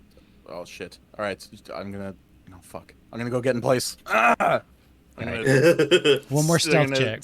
And then I'll spend a key point to Step of the Wind to make it a little faster too. Nice.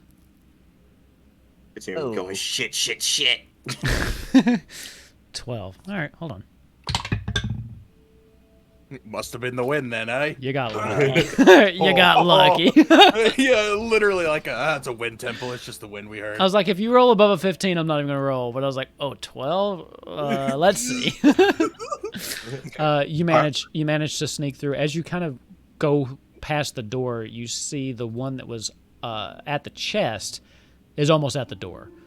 So it has he has moved into basically this position here, and the other two are following behind.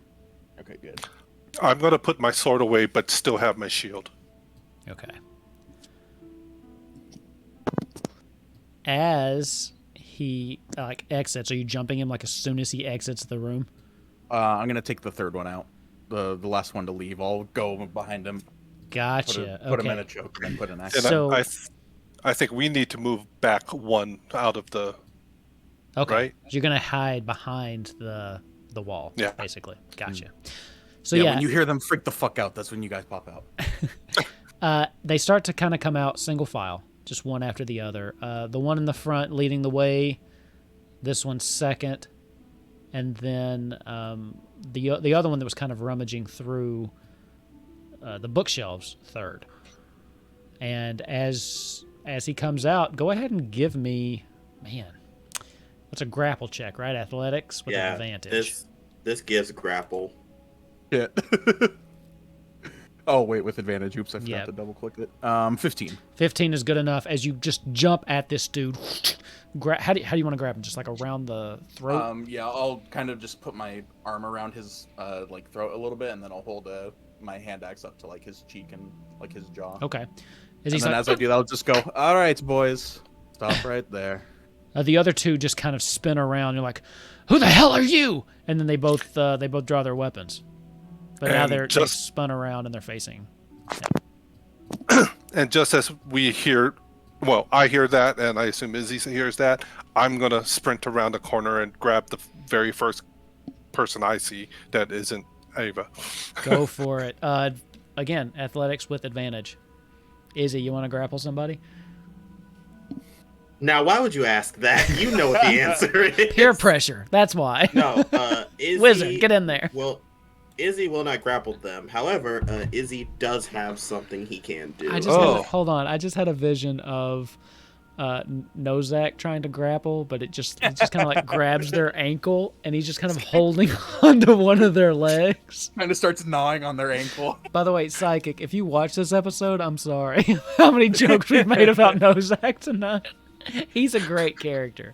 He's near and dear to my heart. Chokehold on the big toe. 9. That, let me see. I swear to God. Natural 1. So I'm gonna give it to you. I'm gonna give it to you. I swear. So yeah, clunky, and the guy actually turns around and notices you.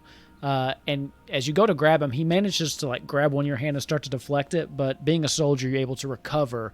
You don't even know the muscle memory that kicked in to get this guy into a headlock. And there's just a brief minute where you're like, oh, that was close. Now, so both of those two are grappled, and this one here is just kind of looking back and forth and is going to just start backing away, keeping his eye on you, but he's going to start backing away down the hallway. Izzy... No, friend, if you leave my line of sight, I cut your friend's throats. I would recommend staying near me. As he's there, as you say that, he is immediately met with Izzy, as you see Izzy with what looks like a mix of something in his hand. Sorry, I'm trying to look at this specifically. Is one of them holding the crossbow? Not actively out. No, they picked it up. You see, it's like slung over their shoulder or something, but it's not. You see that out. Go ahead. Sorry. You see that in his hand is what looks like a powder. It seems to be a mix of pieces of feather in like shaped metal. And you see as this guy goes, think he's gonna get away. Izzy immediately just blows it in his face, very Pocket Sand style. Okay. But as he does, this man feels all of his nerves being hit immediately, almost as if he's being tickled repeatedly. And I need him to make just hideous laughter, right? Just hideous laughter. I don't know what the difference between that one and Tasha's is. One They're the is same. One's basic rules and one's player's handbook. It's the same thing. Oh, cool. Yep. And I'm gonna cast hideous laughter. He needs to make a wisdom saving throw. All right. Let's see what his stats are really quick. What's the DC? Such a good spell. The DC is 13 now because Izzy's a little baby. And it's wisdom, right? Yes. Okay. Let me check, because this is going to be close. Sorry. Oh, my God. I failed again. Didn't have this up and ready. I'm the worst DM. Yeah, he begins laughing uncontrollably before falling prone on the ground. He didn't have... Yep, he got a 12. Modifiers and all. So, and from your perspective, Ava, because Izzy's still kind of around the corner and just kind of blows this as he's backing in. You say, if you leave, I'll slit your friend's throat. And this guy just starts laughing his ass off and falls to the ground laughing. All right, yeah, that works. He must not really give a shit about you. We have only a bit before that spell becomes harder for me to hold on to. I would suggest we do what we're going to do quickly. Let go of us! Who the hell are you? Izzy, can you tie him up? I don't have any rope. There's some on my pack. Okay. Izzy reaches into his dad's pack and pulls some rope out. That's not it.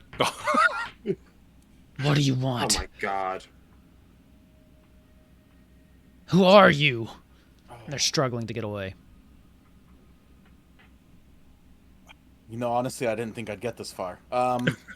What are you doing here? Yeah. What the hell are you doing here? Give me an intimidation check. I'll let one of you roll with advantage, since you're both. Grunthor. I have a +2. Yep, Grunthor. This is why we need that bard you all were talking about. Isn't that a charisma roll? Oh my! Oh no! With advantage? It makes up for all the 20s. I This even is- changed dice. This is how the world balances itself out, okay? You get 4 natural 20s, then you can't intimidate 2 people that you have bound up. The one Grunthor that's you're holding says, "Ugh, I don't know, you shit." And he's going to try to break out of your grasp. So let's do a contested athletics check, right? Or strength. Or he can use dex, I believe. He's gonna He can't use acrobatics. So he's going to try to break out. So give me your check. And then he rolled an 18. 9. He breaks out. He's like, I don't know, you shit. As he kind of elbows you really quick, just kind of in the rib, and it just loosens your grip just enough for him to just slip out. And then he's going to try to bolt. What are you going to do? So he's just... I'm gonna try and trip him. All right. I'll do another dexterity check, and you That do is so an petty. attack roll. Yep, Let's I'm see. changing dice. Hold on. And if I can beat it, he's going to jump over your foot. Let's see. Face plants. He goes to run. You put your foot out, just right in the dirt, right at your feet. As he hits, dust just kind of flies up into your face from just years of just nobody walking in here. The other one, Ava, is struggling to get away from you. So let's do the same thing. Oh shit! Yeah. I It's have to been a use round's athletics, worth right? of time. At least one of them is tied up. Is this just a regular athletics check for me? Yeah. Oh yeah, this is good. This is great. What's your athletics? Is it? -1. Hey, natural 20. Are you kidding me? What is up with this? Yo. This is great. So Wow. he tries to pull away, and you just kind of tighten right around his neck, and as he tries to duck down, it actually kind of chokes him. Where he's like, and you can feel him stop fighting for a little bit. The other one is just still laughing. How long does that last? A minute? Yes, it does last a minute. So we're not really in combat, but that was roughly 6 seconds. We haven't really, because you guys have jumped them like this, I'm not saying we're in an initiative just yet, because really you have the complete upper hand. So it's still kind of a social interaction at the moment. So what are you doing? Ava, it's kind of in your court. You have him grappled. He can't get out. You've got a death grip on him. And the other one is now laying prone at Grunthor's feet. All right, shitbag. What's in that chest? I don't know. We couldn't get it open. Something. Why the fuck do you want what's in there? Well, look at this shithole. There's nothing else in here. Yeah, that's true. You'd think that they got a chest in there that hasn't been unlocked. No one's been looted it yet. There's got to be something good in it. Now, who the hell are you?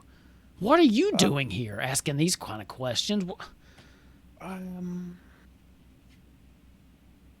You... fuck it. We might kill you anyways. You can call me Avalon. Can you let me go? Are you gonna try and run away like your friend? No. Are you lying to me? Give me an insight check.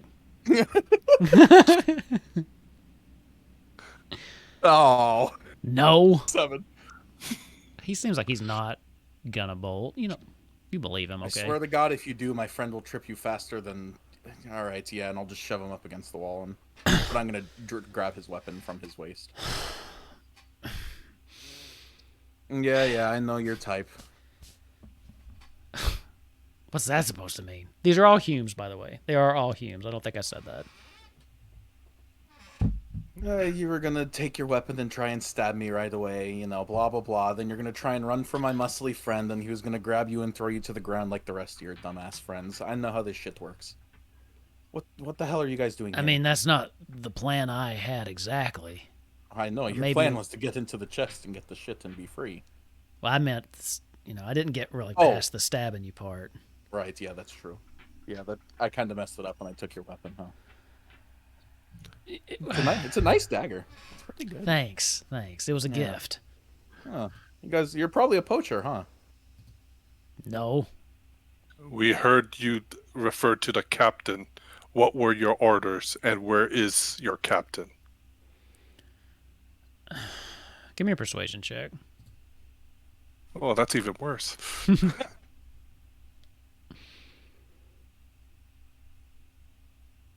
Listen, Hey. I don't know what you're talking about. Okay, we're just crashing here for the night, and we'll be moving on.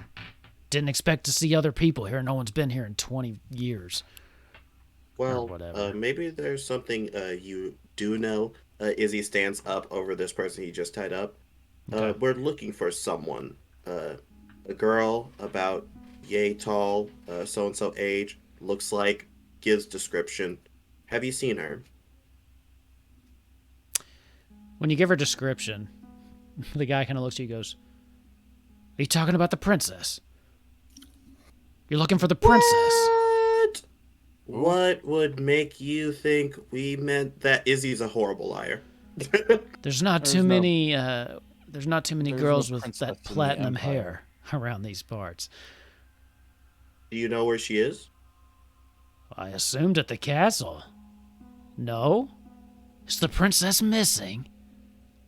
Oh, okay. ho. Oh, okay. Shit. Ava, There's got to be a Ava, bounty for her, right? They're looking for her, aren't they? How much you getting paid? I can help. Ava, I can help if you Ava, cut me you're in. Ava, you're going to have to snap his neck. The Yeah. king Whoa, will whoa, be mad whoa, at whoa, us hold if on, we- hold on. Okay. Now listen, we can work together. Now these bozos here, they're useless. They are, okay. But I can. You can hear the one guy that's kind of just now starting to get up, unless you do something, Grunthor. I'm going to put a foot on him and put some weight. You hear him just be like, "Asshole." You don't know if he's talking about you or his person that called him useless. He goes, "Now listen. Now, there's got to be a bounty on this princess, right? There's got to be, and I know you all are looking for it. Then, cut me in, okay? 10%. 10%'s all I ask for, and I can help you find her. I can. I'm good. I'm good at finding things." I have a question for you. Yeah. What? Do you know anything about Chocobo? Oh yeah. You want to find some Chocobo? I'm great at hunting down Chocobo. Have you seen some lately? Yeah, we've seen a couple. We've been looking for one in particular, but we've Was it seen the a black couple. Chocobo?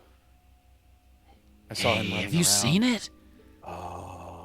Initiative. You, my friend, should talk to my big man over here. He loves Chocobos. What are you doing? Grunthor? I look down at the guy. Oh man, this is so not my character though. I'm going to actually pick him up, Okay. walk to the door right in front of him, and throw him at the chest to open it. Oh, you're gonna throw the guy at the ground? Yes. Brutal. Okay. Give me. You pick him up just kind of like by the back of his neck, and then grab him around like the waist, and you just kind of bring him in there. He's like, "Hey, what are you doing? Give me an athletics check." Throwing his ass like a football. I swear, if this is another natural 15. 15. You manage easily to pull him back. He flies across the room, and he goes, "Hey, what?" And you hear this loud, like, crunch noise as he slams into it and kind of crumples on the ground. Actually, I wonder... When I thought I do had, that like, a in front crunch of- noise, but I don't. When I As he- do that in front of Ava's captor, Okay. I kind of turn enough so he could see the Chocobo egg. Oh, okay. So this guy crunches, along the side of it. something broke, but he falls just unconscious, at least, in front of this thing. And as you turn towards him, guy's not smart, but he's smart enough to know what he's looking at. He sees that and he goes, "Oh no, hey, okay. I think you misunderstood me. Yeah, I'm not like hunting them or anything. You see, they're really yeah, we got this buyer that wants to rescue it, and the Chocobo, they have trouble surviving in the wild, and we got to bring them in, and then Insight? go, roll an insight check. Don't roll a 1. He is floundering. He has he's just making shit up as fast as he can, and not well. Okay? And that's not what he meant. He meant exactly what he was saying before. Ava, do you mind? He's And I all can't- yours.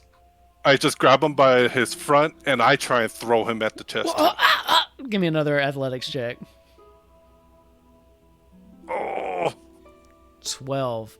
Yeah, throwing him's not the hard part. What you're rolling for is to see if you're throwing him hard enough to actually crack the chest open, which unfortunately you're not. As you throw it, he also hits and kind of crumbles down. It doesn't knock him unconscious though, but he kind of stands. He starts to stand up. You can see that his shoulder is kind of popped out of its socket, and he goes, "You all are crazy. What is wrong with you people?" A lot of things, my friend. I don't like poachers. Well, I don't really like you anymore either. Can someone help me with this? I step God. forward and I go, Okay, I I'm think I can. I'm fine. It's okay. All right, look, just let me go. You go hunt your princess. I won't hunt Chocobos anymore. I'll let the black one go. Izzy Unfortunately, Well- friend, you've proven you can't be trusted. Izzy What? will enter the room, Okay. and you see he pushes his friend's back just a bit as he leans down to look at this man's arm. Unlike the rest of them, he has a very kind look. More so a look of concern that these two do not have for his safety. And he simply says, unfortunately, you're going to have to help us find the princess if you wish to get out of here. Now, I don't particularly feel any way towards, he's gauzing him up towards poachers or anything like that. I understand everyone needs to make a living in their own way, and everyone has opinions on how their lives should. See, he gets it. And everyone has an opinions on how their lives should be ran, etc., etc. Like me specifically, you see he tightens the gauze.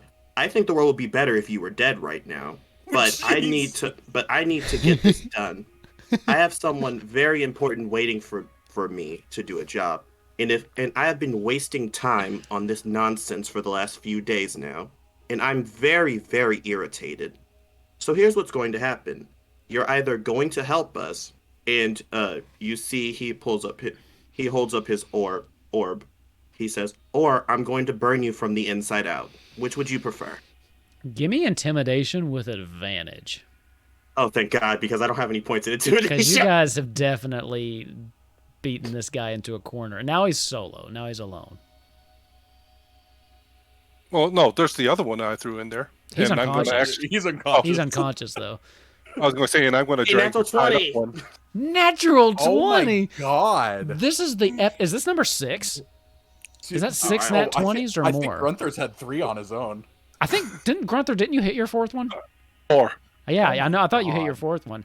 Wow. The guy, you can see the blood drain from this guy's face as you come in with this very nice kind of tone, and even when you're threatening him, it's still kind of nice, and there's something just bone chilling about it, and you can see that he is just terrified as he's still holding his. He goes, "Whatever you need, Yeah. I can help. I won't take a cut. I just okay. Yeah, sure. Izzy smiles and says, Perfect. The world has too many people who abuse the power they have, and I think it would be much better if you put your talents to better use. Agreed. Yeah.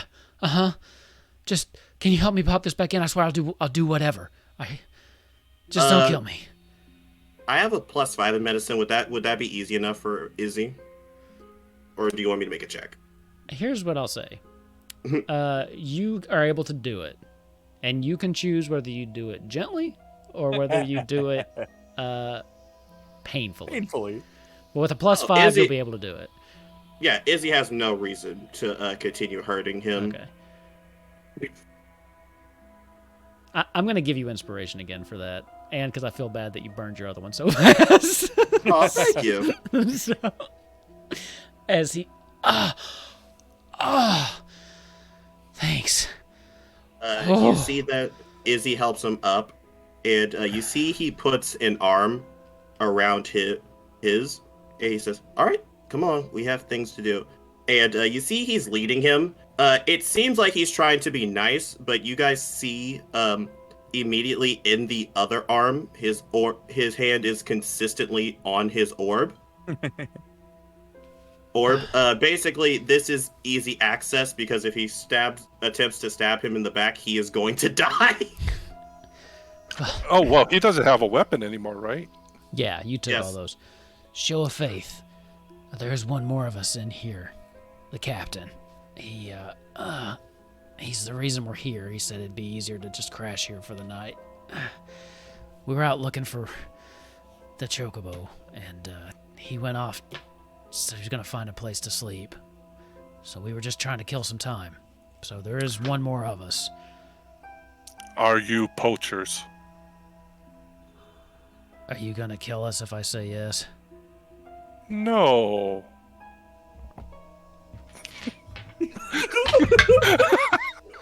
Immediately. Nah, I don't buy that. We are exotic collectors. With that, I'm going to grab his tied up friend. Who's finally stopped laughing and now looks really confused. I'm going to carry him to the chest. Okay.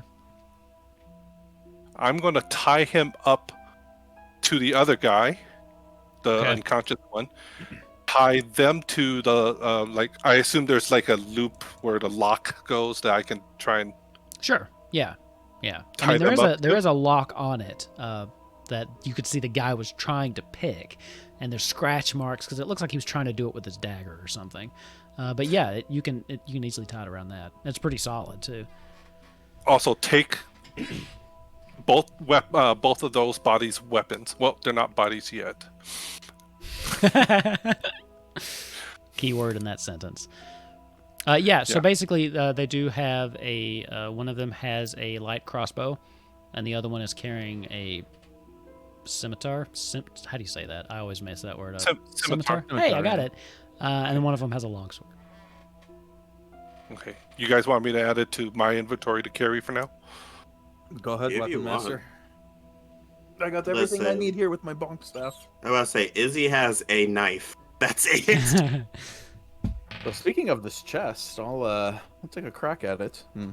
Ava will whip out his thieves' tools. Of course the for monk has thieves' tools. Go for course it. I Well, do. it was from Moro, right? I'm a survivalist, yeah. Yeah, I remember that. How do I roll thieves' tools? If you're not, Dexterity. if you're not proficient, it's just dexterity, right? Yeah. Okay. If you are am. proficient, there is a way to add custom proficiencies in D&D Beyond. Okay. But yeah, I am proficient with it. I just don't know how to Hey. roll thieves' tools. I can after this, I can show you how to add like a custom one. But now Okay, just roll it. And then, so my proficiency is also +2, so it'd be 21. Hey. That was the DC.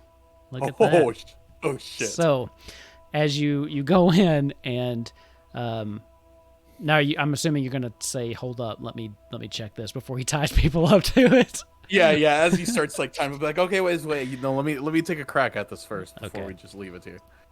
So you get in, and it's you can feel as you're kind of in there and getting around in there.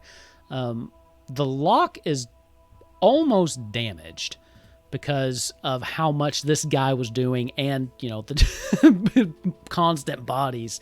But you are able to, it takes you just a minute, but things start to click into place. And then eventually you hear that very familiar as the lock comes off in your hand. And behind you, the guy goes, "Oh, you gotta be fucking kidding me." Yeah, what the fuck are you trying to use a dagger for? Well, What are you, an amateur? Yeah, I've never broken into a chest before. I You should hunt try stuff. it more often. It's very fun. And I'll open it up and see what's inside. So, when you open it up, there is a stack of tomes everywhere. There's countless tomes.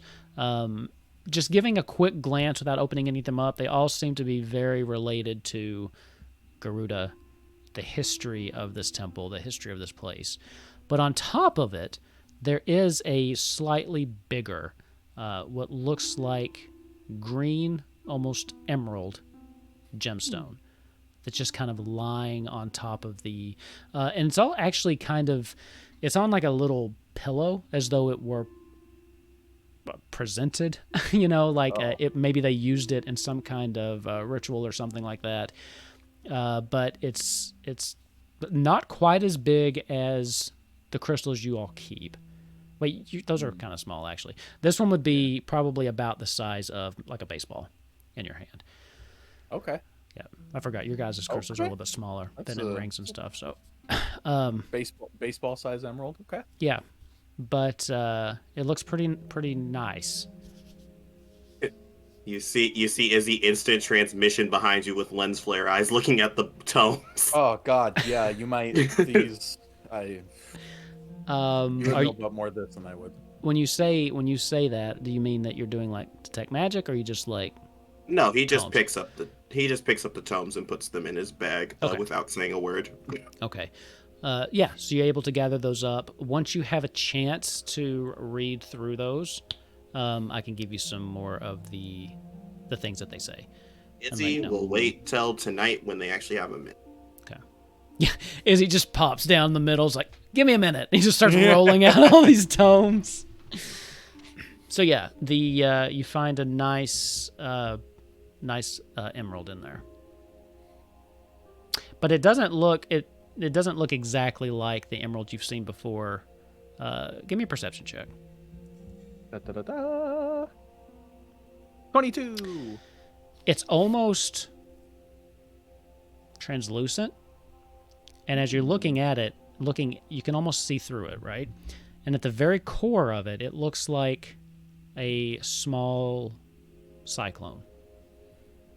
Ooh. By the way, we are going to get whomped next session. Very nice effect. Why you Is it say against the that? law to steal from a temple?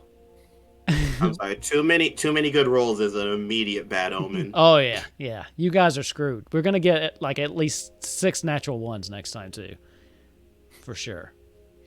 All right. Above table. The next step is he wants to talk to like his boss who's here, right? Well, he was just telling you the boss was here. At this point, you guys have pretty much intimidated him to where he's trying to be helpful. So he was basically giving you a heads up, like, hey, there's another one in here. But he doesn't know where he went. Does anyone else have rope? Oh yes, I have 60 feet of rope. Perhaps we should tie our guide. Whoa, no, hold on. I'm being helpful. Look, I don't got any weapons. Yeah, there's no need for that. Come on, man. Or we could just leave a body. Tying's good, but do you want in front or behind? Maybe around the neck. Whoa. No, around his arms in the front is good. That way, I can stand beside him. Someone can stand in front of him holding the rope, and someone can stand behind him. Yeah, I like this one. Can we vote? Yeah, and if his captain attacks us, we can throw him in front of his blade so his captain kills him instead of us. That'd be fucking ironic. That wouldn't be fair. That'd be really I don't like that plan. Can we vote on that plan too? All right. You do not have a vote. Man. Anyways, you'll be in good hand. He'll be in good hands. We simply cannot let you go until we finish our mission. If you cause mass hysteria, we get in trouble. So for now, you're stuck with us, and we're stuck with you. Just be on your best behavior, and we'll make sure no harm comes to you. I'm an Is the upstanding citizen. Is the chest big enough to hold the two other guards? It was a big chest. There was mainly papers in it. You gonna You could suffocate them, bestie? Easily get one in there. Two, maybe. You might have to break a bone or two to squeeze the second one in. I love just seeing how far you guys will go. I will be back. I present the table and just see how much you eat. I am going to stuff the bodies, the two unconscious guards, I guess, or brigands, into the chest, take my rope back, try and lock the lockback on the latch. Ava, with your passive perception, you'd be the only one. As he's stuffing them in, you do hear a very distinct bone break. Oh. Grunther seems to not pay attention as he shoves this guy in. But yeah, easy enough to do. They're both unconscious. Actually, not true, because wasn't one of them was Tasha's hideous laughter and tied up, but he wasn't unconscious. You can knock him out if you want to, but you will have to. No, I'm going to let him be fully awake then. Okay. As much as Very important question. Who you're gonna have to break a bone on one of these people just to get their arm to like pop in to see fit them both? Are you doing it to the guy that's conscious or unconscious? Conscious. Oh man, Grunther is stone cold. He needs very to know happy. what he's messing with.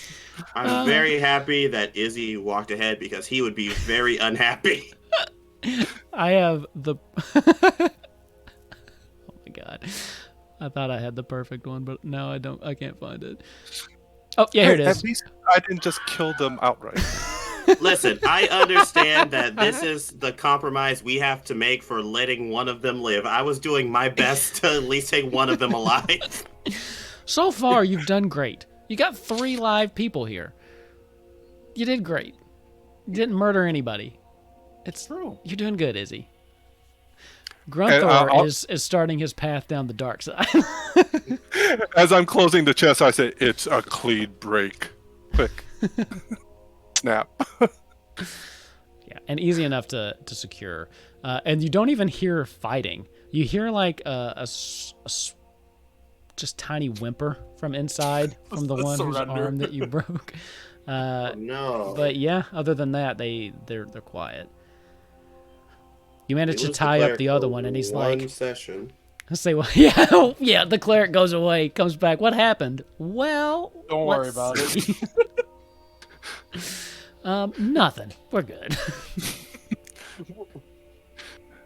Darth Grunthor is starting. Definitely. With that, you've tied the other one up, and he goes, all right, listen. Like I said, Captain's in here somewhere. Don't know where, but he's kind of a badass. You don't want to get on his bad side. Now, Right. I could maybe talk to him for you, let him know what we're doing here. You know, that might work. Maybe he could help us. That said, we're just gonna go ahead and use arcane recovery. What do you think? What do you think? We shall see. Are there others other than the captain? Well, yeah, you just shoved him in a chest, but other than that, no. Just the 4 of us. We had some more. There was about 3 more of us, but we lost track of them about 2 days ago. Haven't heard anything from them. They were tasty. Oh yeah. Dude. We don't eat people. I don't know why. Well, you you know, keep I saying wouldn't that. have thought so, but there's been some weird shit going down in the last couple minutes. You know, I wouldn't be surprised if he ate people, honestly, but I don't know that for a fact. Well, he just doesn't know what to say. He's just kind of looking back and you forth. think your captain might be upstairs? In all fairness, I'm not lying. The giant vulture did think they were delicious. Context is Yeah. key. As they are walking, Izzy is letting the other two watch him as he goes to the back a bit. He's holding the bridge of his nose, and his eyes are shut, um, almost as if he's in pain. But he is just breathing, steadying his breath. Okay.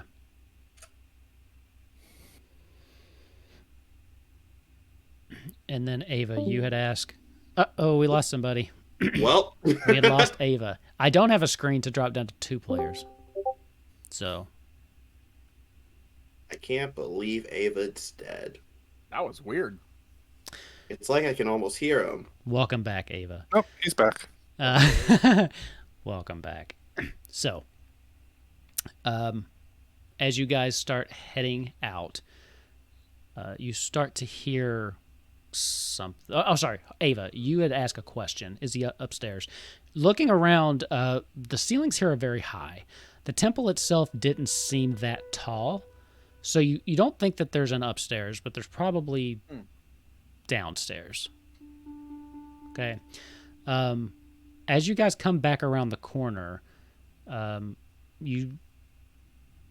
you see is just a long hallway, and then it looks like kind of mirrors, like you might be able to get down to the hallway and then take a left and go back up. But as you're kind of doing that, you start to hear something off in the distance, and it starts growing louder and louder, and you start to feel like a breeze that kind of just like starts to blow your hair, and it starts to pick up. You don't see anything. You don't, see anything that could be causing it, but you start to hear noises. Don't like that.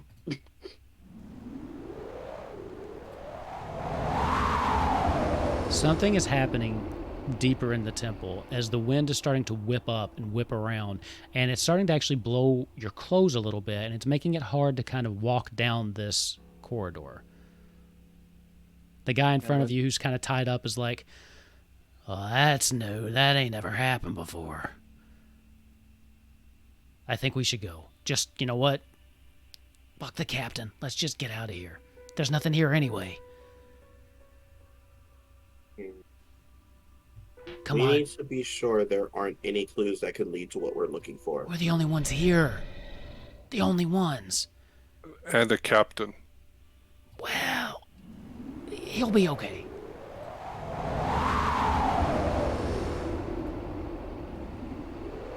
I think he'll be fine. That doesn't sound good. Yeah, this is gonna. Izzy I do is agree. going to defer to the other two.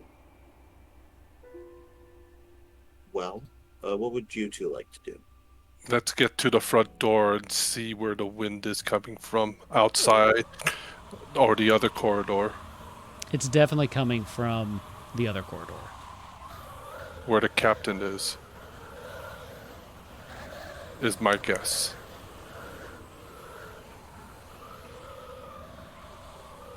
I do not like leaving enemies behind me that aren't in a chest. Izzy, having not been there for that, is just like, okay, kind of weird, but go off, King. And he just continues on.